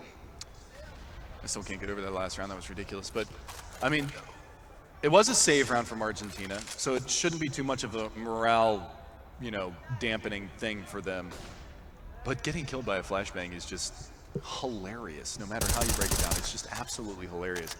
But 4 rounds still the difference. I mean, Argentina, they're still in control of this right now, but slowly and steadily, Sweden are starting to chip away at this one, and it is going to be the full hog all the way over towards that B-bomb site. And Slap with 1-2. Madig's going to be able to find a third. Slap going for the wide peak with the USP.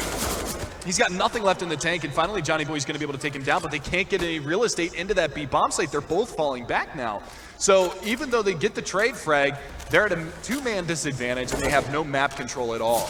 Yeah, and I mean, luckily for them in this situation, Sweden's already rotating players up towards A site. They've got 2 of their players who were down here towards B starting to reposition. Now, of course, what this means is that Argentina are certainly still at a disadvantage, but with those players split onto both of the different sites, and now Johnny Boy trying to fake this out with a bit of utility, they're going to be coming back into this one, and they have to be very incredibly cautious as still the CTs are still repositioning. Delpan with a nade in hand as well. He could very well be caught out, but now he's going to throw the volley. He comes out wide, dropped by Johnny. Johnny not seeing Zelos, however, means that it's Sweden with another one. 12-9, and slowly but certainly, we do have Sweden coming back into this game.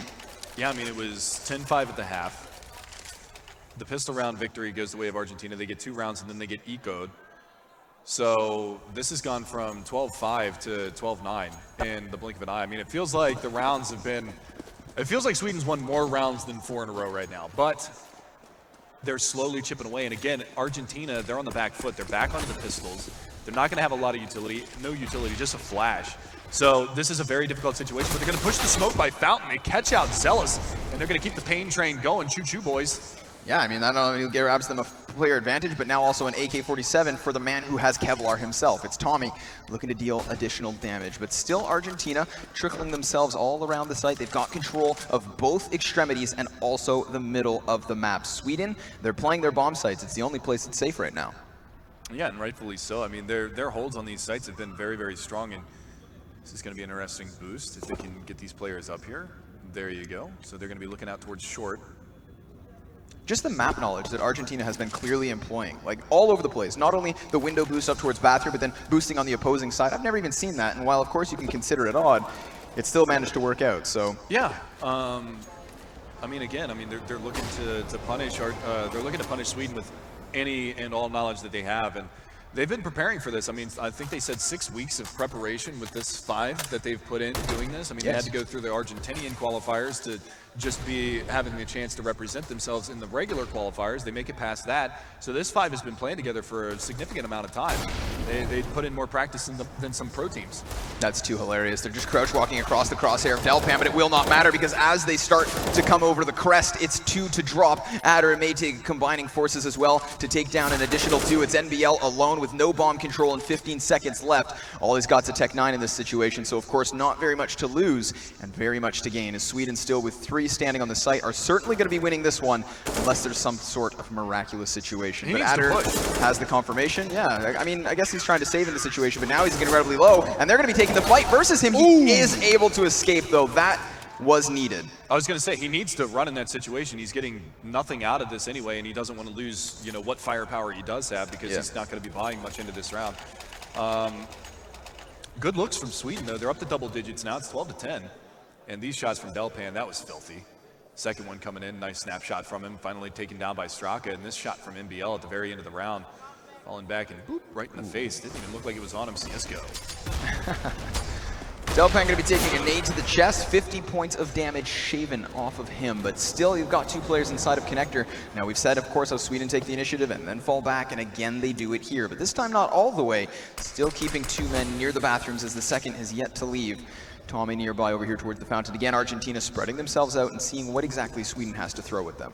Yeah, and you can see those bathroom players are going to fall back. They're going to go into a more standard default hold onto this A-bomb site with Delpan with the AWP watching down towards long A. Johnny Boy with the ult for the first time in this second half. This is something that we haven't seen because the money hasn't been good enough on the Argentinian side. NBL, he has to stay on that Tech 9. He does manage to pick up some armor behind it and some utility. So he's going to have the run and gun capabilities, but we are going to be seeing the Argentinian side push forward towards that A-bomb site. They do leave a lurker over in the short water pit, so they're going to have backstab potential if the rotation comes out from Sweden. And I mean, currently now Sweden do still have 3 players down here towards B, so... Yeah, that's the biggest part about it. Yep. Oh, Johnny catches Adder straight out the air. Down he goes as Delpan does refrag back for the favor of Sweden. Again, it is still a 4 versus 4, and BL not peeking as of yet. Gets the timing as Delpan drops. It's now the man advantage, but it's brought back by Maytig. Another trade frag. It's been on point this entire map. Yeah, back and forth. I mean, a lot of these rounds have come down to very, very close. There's the lurk out, and Straka's not going to be able to connect that. The push is going to be coming back around towards the B-bomb site. They know that they were able to at least find a little bit of damage, but Zealous, he's not as hurt as they think he is.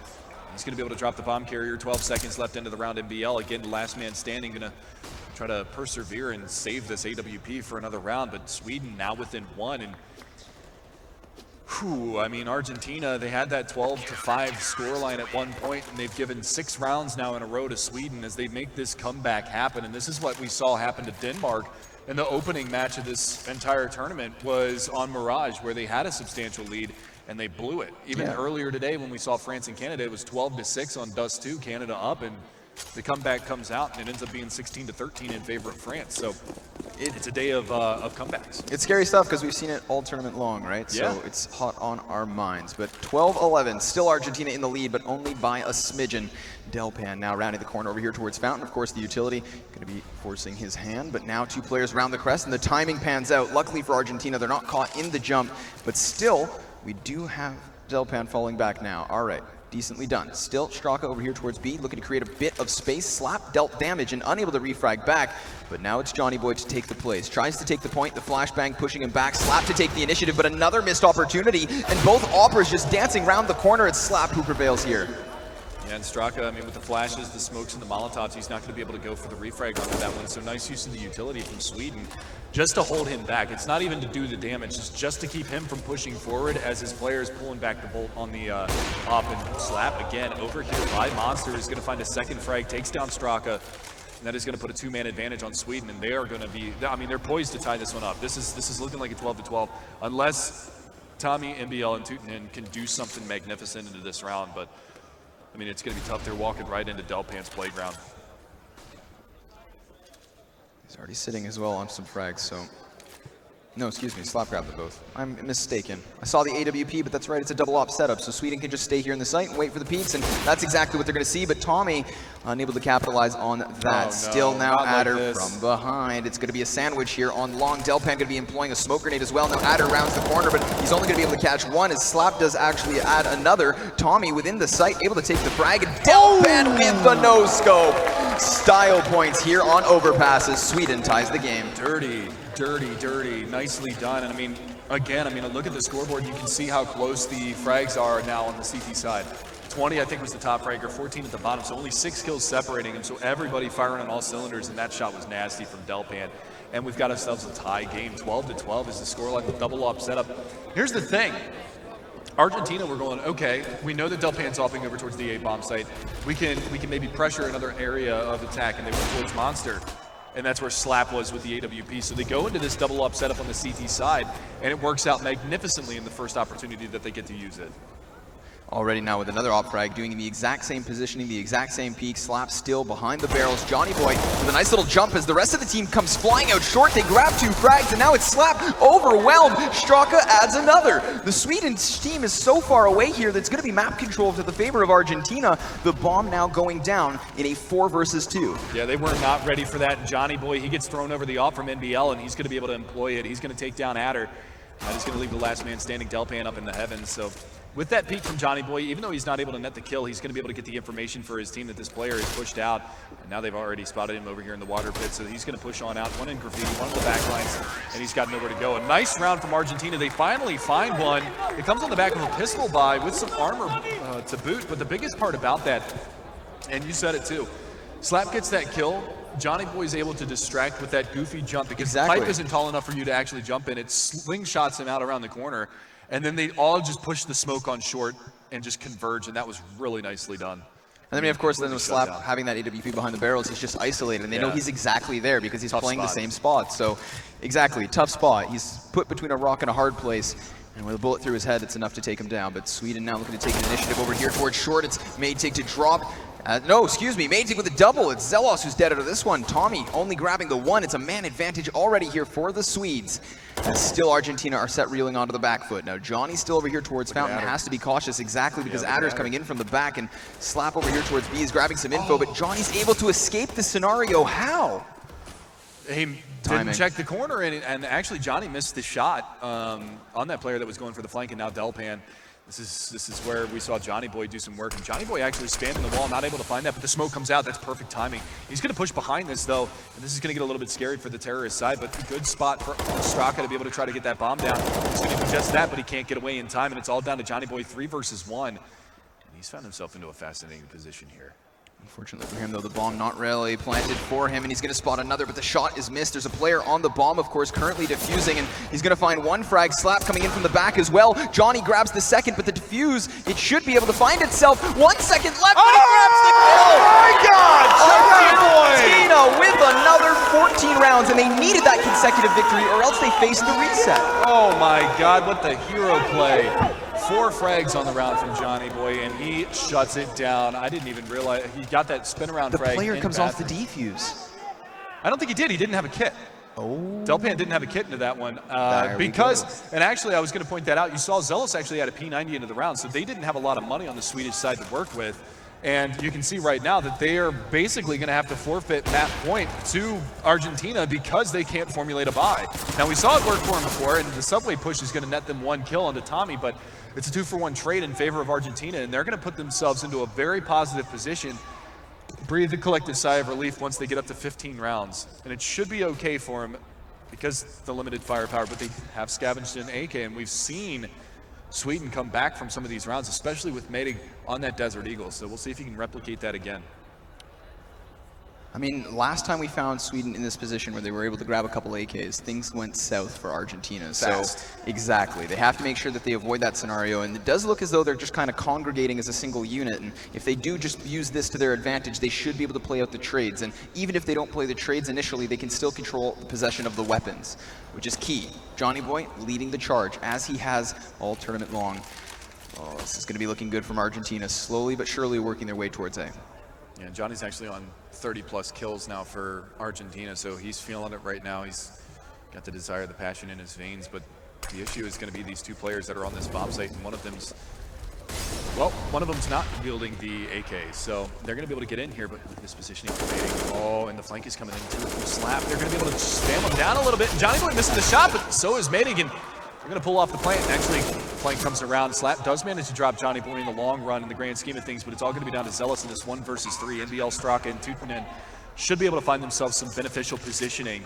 And that's exactly what they're going to do. 3 versus 1. Very unlikely that Zealous is going to be able to walk away from this one with the win, but Johnny did it. Crazy things. Yeah, Johnny did it.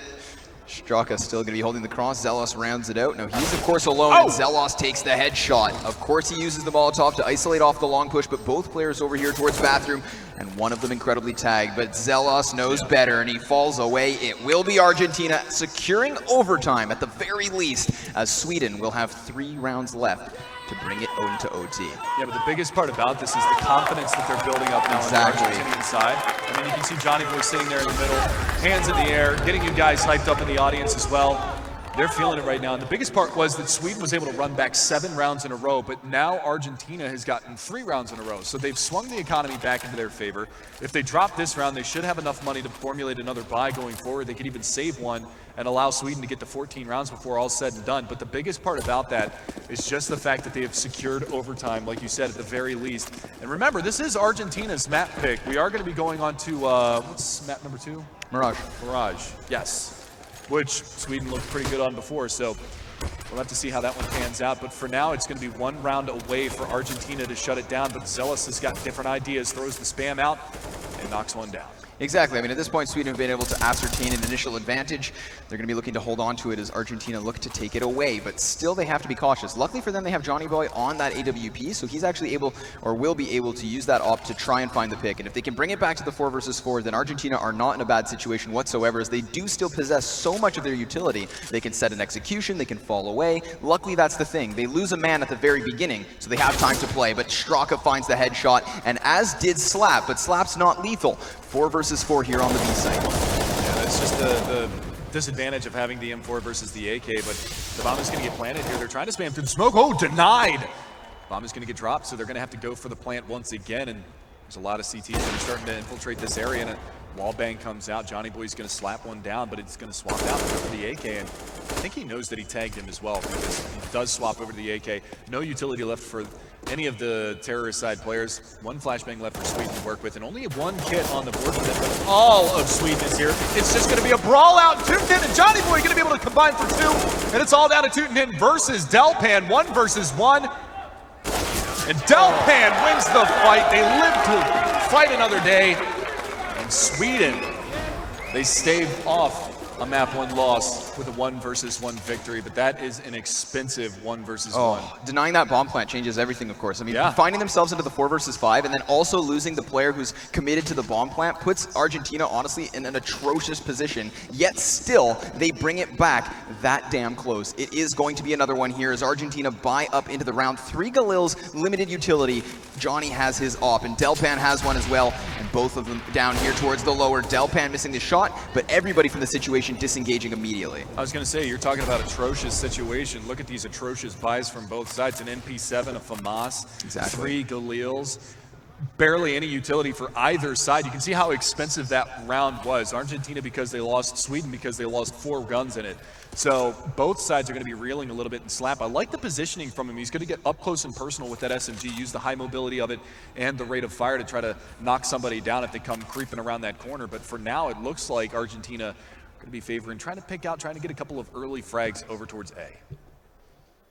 Again, it's a 5 versus 5 here. A minute still left on the clock, but nicely, as mentioned, right? Straka's down here and holding the back. And we've seen, obviously, Argentina, when they have this amount of, like, this confirmed map knowledge, that generally they prevail in these sorts of situations, especially as Johnny Boy is still up and living here in round 29. But with the AWPs yet to spot anything, trying to bait out a reaction, however, from this site. Johnny up in hand, and again, just slowly working this. Yeah, they're creeping up, and they've gotten a lot of real estate in towards this bomb site right now. And Johnny Boy, he's going to be able to get a cheeky little position here, and if anybody comes peeking around the corner from the backside of default, he should be able to knock him down. And I think Adder might have spotted the head of a player jumping around the corner, but the biggest part about this is, look, Johnny Boy's still creeping up. They spot the player jumping. Finally, they're going to give up a little bit of intel. Coming around from long A, and DL trying to bait it out. He's going to be able to get the trade. Straka's going to drop in the meantime to Delpan, and the push is going to be on towards this A bomb site.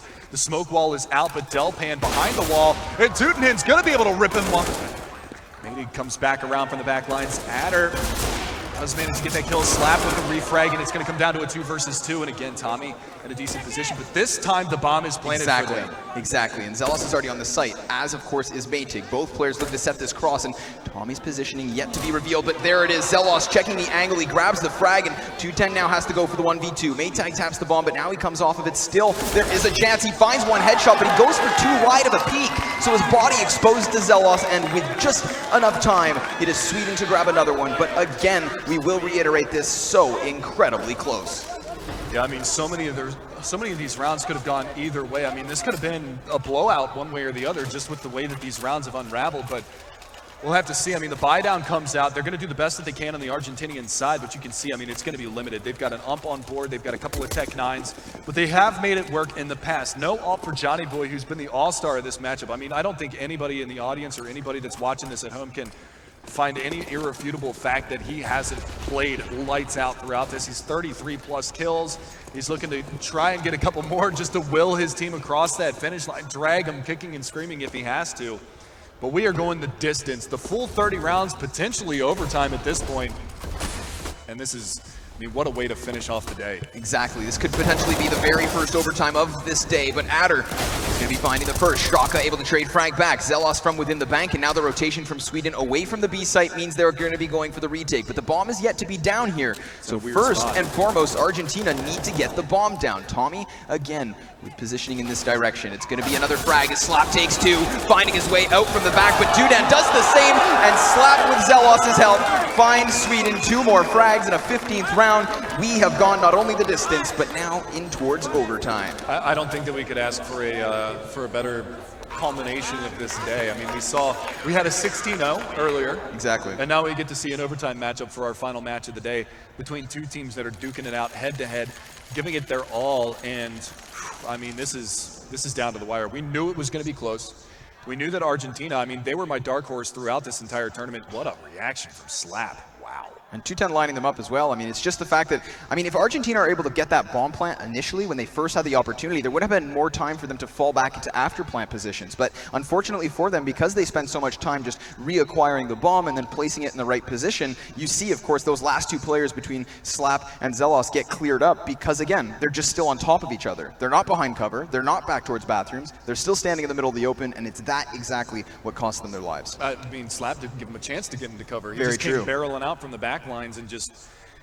They figured that crossfire from Fence and Dumpster was going to work out well for them in the long run. Unfortunately, he hits 2 lightning fast headshots, and because he hits those 2 and they weren't able to hold that line, he gets so much real estate, and just that's how they catch those players out. So a little unfortunate for Argentina, but a brilliant play from Slap, and I mean, that's what we've been highlighting. I mean, this kid is pretty solid, and he's young too, so expect to see him maybe go a little bit deeper into the Swedish CS scene later on down the road. But for now, it's going to be overtime. $10,000 start money. It's going to be MR3, max rounds 3 for you guys. So the first team to get up to 19 is going to be our victor for OT number 1. Exactly. We could Who go knows? forever. Hope you guys brought some pillows and blankets because we could be here for a while. Certainly. Still, it's going to be Argentina spreading themselves thinly once more. They've got that AWP playing over towards short, looking for an opening in towards the B site. Sweden with some presence out towards long. They have to be cautious because Johnny's found the kill. Slap down and out. 5 versus 4 here for Argentina. The bomb's still in the back line, so they can't actually capitalize off of this one quickly. Instead, they're just going to have to lie in wait as Delpan attempts to bring this back. And if they aren't cautious, then they could very well lose a player just like that. Delpan dropping Tommy. Now he's got to get right out of dodge. Yeah, and throwing out the Molotov, that's going to prevent the fountain push, so he's in a good position now. He's going to find his way all the way back behind flower pots, all the way back towards that A-bomb site. And with that being in mind, I mean, the Alper's doing a brunt of the work right now. I think Delpan might actually be top fragging for Sweden right now. I think that was his 25th kill throughout this matchup, so you've got Johnny Boy up at 34 or 35 kills now. Delpan on the opposite side trailing by not much, but look at this position. So Delpan staying mobile. Actually hits the wall. NBL down to 2 HP. The pop flash comes out around the corner. Luckily for Johnny Boy, not only does it blind himself, but it also blinds Delpan, but he doesn't care. No, he doesn't care. He's going to go for the peak. He's going to win the battle, and he's going to be able to find another frag on the board. And Zealous, I'm surprised he's not pouncing here. The long spray from Straka not connecting, and Zealous is going to be able to capitalize. Finds his second as well, and 2 HP remains for NBL. He's down and out. 4 players stay alive, and that is super crucial for Sweden because of it being so much more expensive on the CT side of things.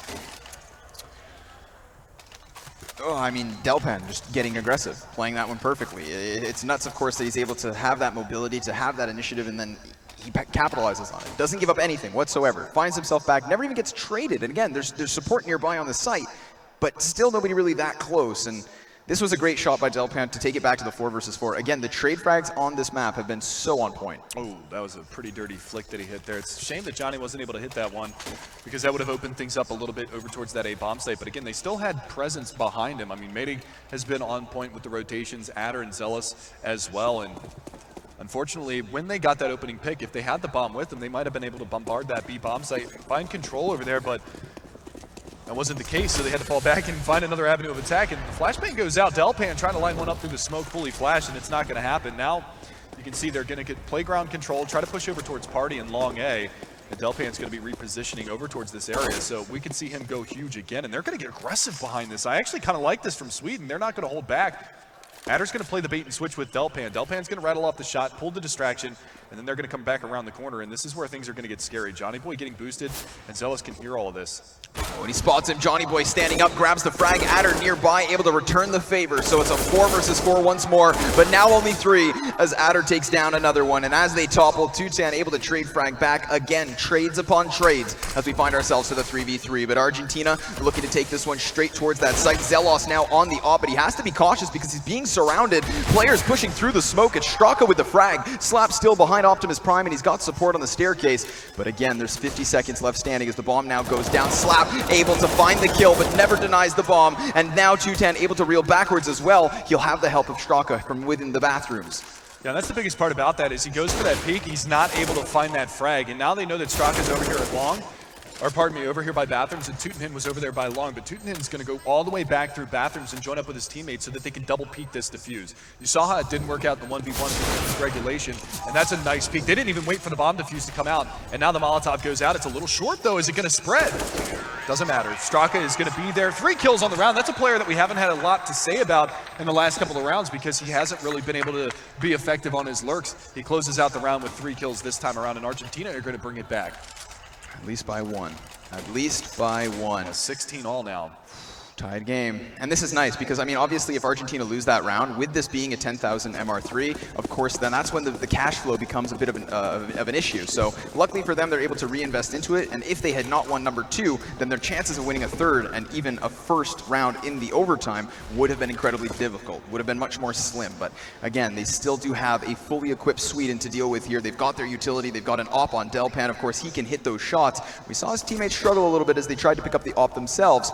But again, it's in his hands here, so definitely formidable. Yeah, I mean, again, you were talking about that as we see Johnny Boy go down. If they, I mean, they could have been potentially on match point after this overtime was over, but Madig, he's taking matters into his own hands. 3 back-to-back-to-back kills over on short B. Gonna pop out the flash as well and find himself a little bit of repositioning, but they try to barrel in through underpass, and well, he's just gonna be able to knock him down. So a little unfortunate for Argentina that they're not able to get the trade onto him, dropping him to 33, but not being able to finish him off. And with Slap off the board, somebody on Sweden is bound to step up, and this time around it's Mating. He has been doing a fantastic job over that B-bomb site, just locking it down. I mean, we've seen Argentina in these situations before where it's a 2 versus 4, but it's 2 players committed to each of the sites. Of course, with those rotations being so quick, it's not to count the other 2 out, but still a very real chance that they could take the fights. The flashbang blinding NBL. Zelos getting confirmation on the second. Tommy now revealed. Of course, we're going to be seeing the rotation down from Sweden, trying to capitalize on the situation with 30 seconds left. He does have the bomb, but his hands are tied. Yeah, and I mean, this is the last round of the first half of the first overtime. He is going to go down. Nice shot there from Zealous. It's the full house, or the full house. 3 kills for Boo and a hiss. Boo and a hiss. At least they've got a Swedish flag for redemption. But yeah, I mean, Madig doing phenomenal stuff over there on the short B side of things and just locking it down. So Sweden are going to take an advantage going into the second half of overtime.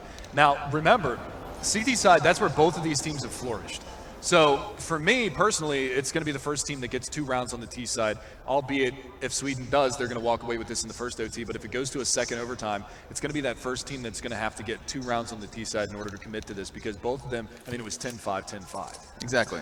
And then it was 2-1, so again, it's doubled. It's the same ratio of rounds here, right? Yep. So this is a big play for Matig as well. They get aggressive, and that's something we actually hadn't seen from Sweden all too often. If anything, it was going to be Delpan up towards Bathrooms trying to take an initiative off the op. We saw him, of course, go down towards the bottom of Boiler, but this is one of the first times we see that rifle peak, and it pans out superbly to the favor of Sweden. But again, in this situation, Argentina looking for 2. Absolute minimum they need to secure the double overtime. If they do have a clean sweep, it will be Sweden giving up 1 map. But nice little boost here in towards short. It misses the timing as Slap is already finding himself entry out on towards the B site, but he's alone. So he has to be cautious, or else this could very well put Argentina into a 5 versus 4. But Straka, he has no idea. This wall of smokes is so confusing.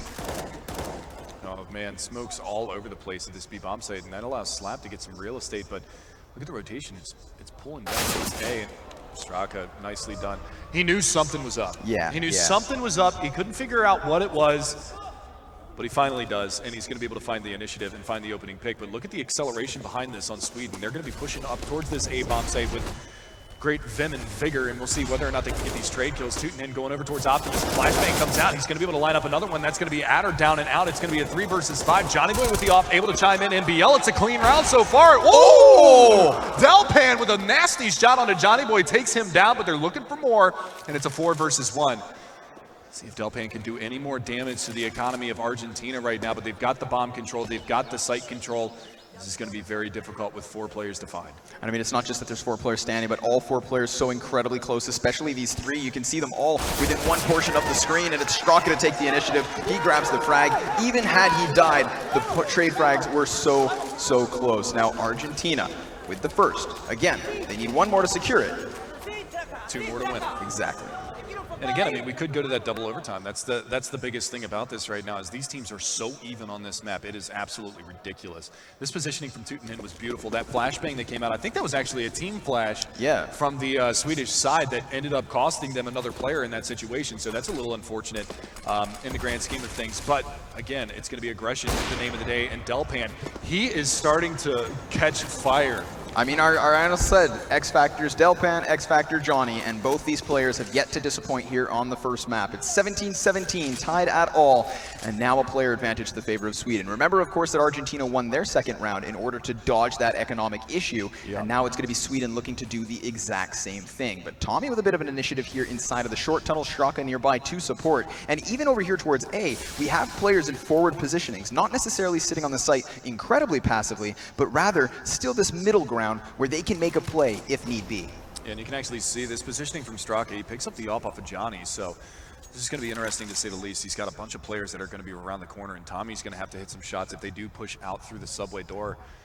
This is actually going to be very scary if they do bombard him, because they could find the two-man advantage going forward into this, and they are going to start to push in, and that's going to be Straka. Distraction. He's going to be able to line up one, lines up a second one, and Tommy coming in when they need him the most.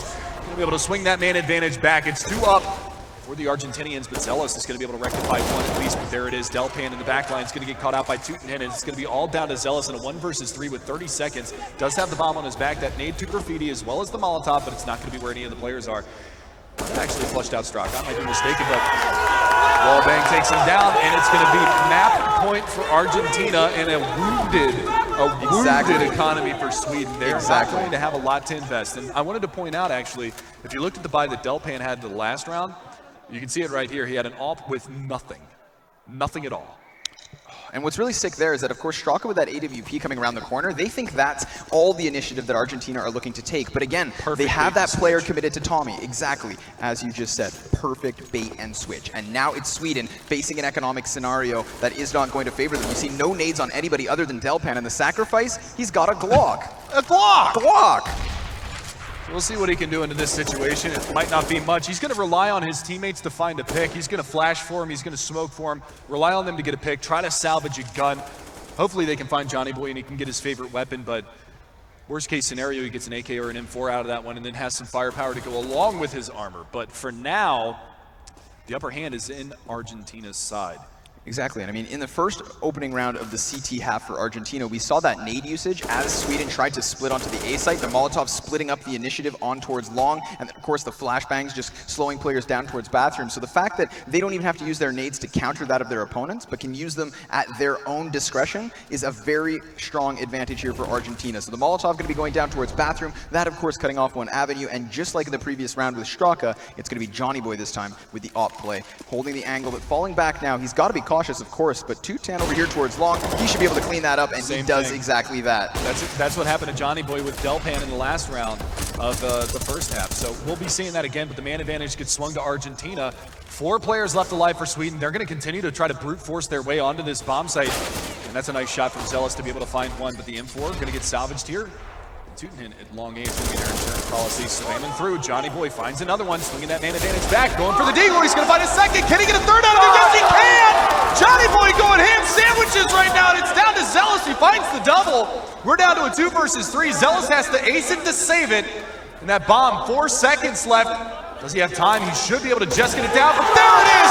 Straka comes around the corner, and Argentina take map number 1 in overtime, 19-17. Look at this emotion, this reaction. Argentina have come to play, and one of the coolest things, I have to admit, that M4 that Johnny Boy has tucked between those 2 boxes was his own. He bought it at the beginning of the round with the money that the CTs had left over, so that when they closed the distance, he could swap primary weapons. Now, if he doesn't have that M4 and he's still playing with the AWP, he's certainly capable, but obviously that M4 is much better in the close range, and even though he only gets one with it, swapping to the deagle, the sidearm comes through. Argentina with a little bit of pizzazz to take that first map, and an overpass overtime is exactly what we needed. Yeah, and I mean, going into Mirage, I mean, you can tell how fired up Argentina are right now. And I mean, Johnny Boy, man of the match, easily the man of the map.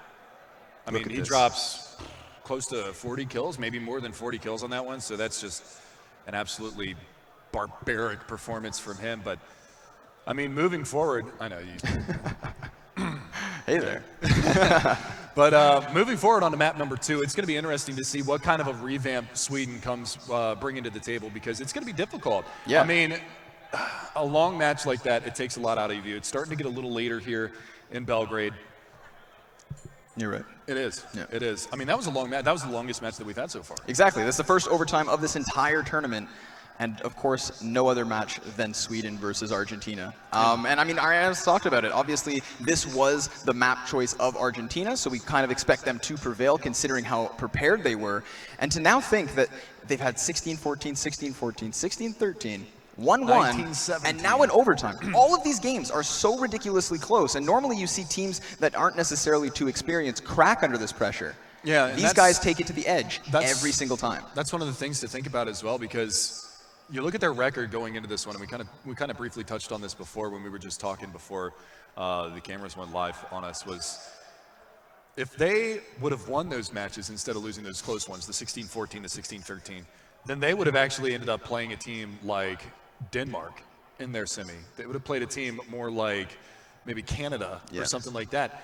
Not to take anything away from Sweden, because they came out, they were 3-0 to start off the event, and then they kind of crumbled a little bit on day number 2. I think they went 4-3 or 4-2. Yeah. And that was what got them to the seeding that they were in. And this is, I mean, head to head. Action. Who do you call? Who do you call for this series? I mean, you can't. We're just going to have to lie in wait. And I mean, what we need first and foremost, I think, is a bit of a break. Yes. A little bit of a breather to recompose. I know the players need it. I certainly do. Mega Man as well, and you at home. So ladies and gentlemen, we will be back in just a short while. Of course, this is the World Championships 2016.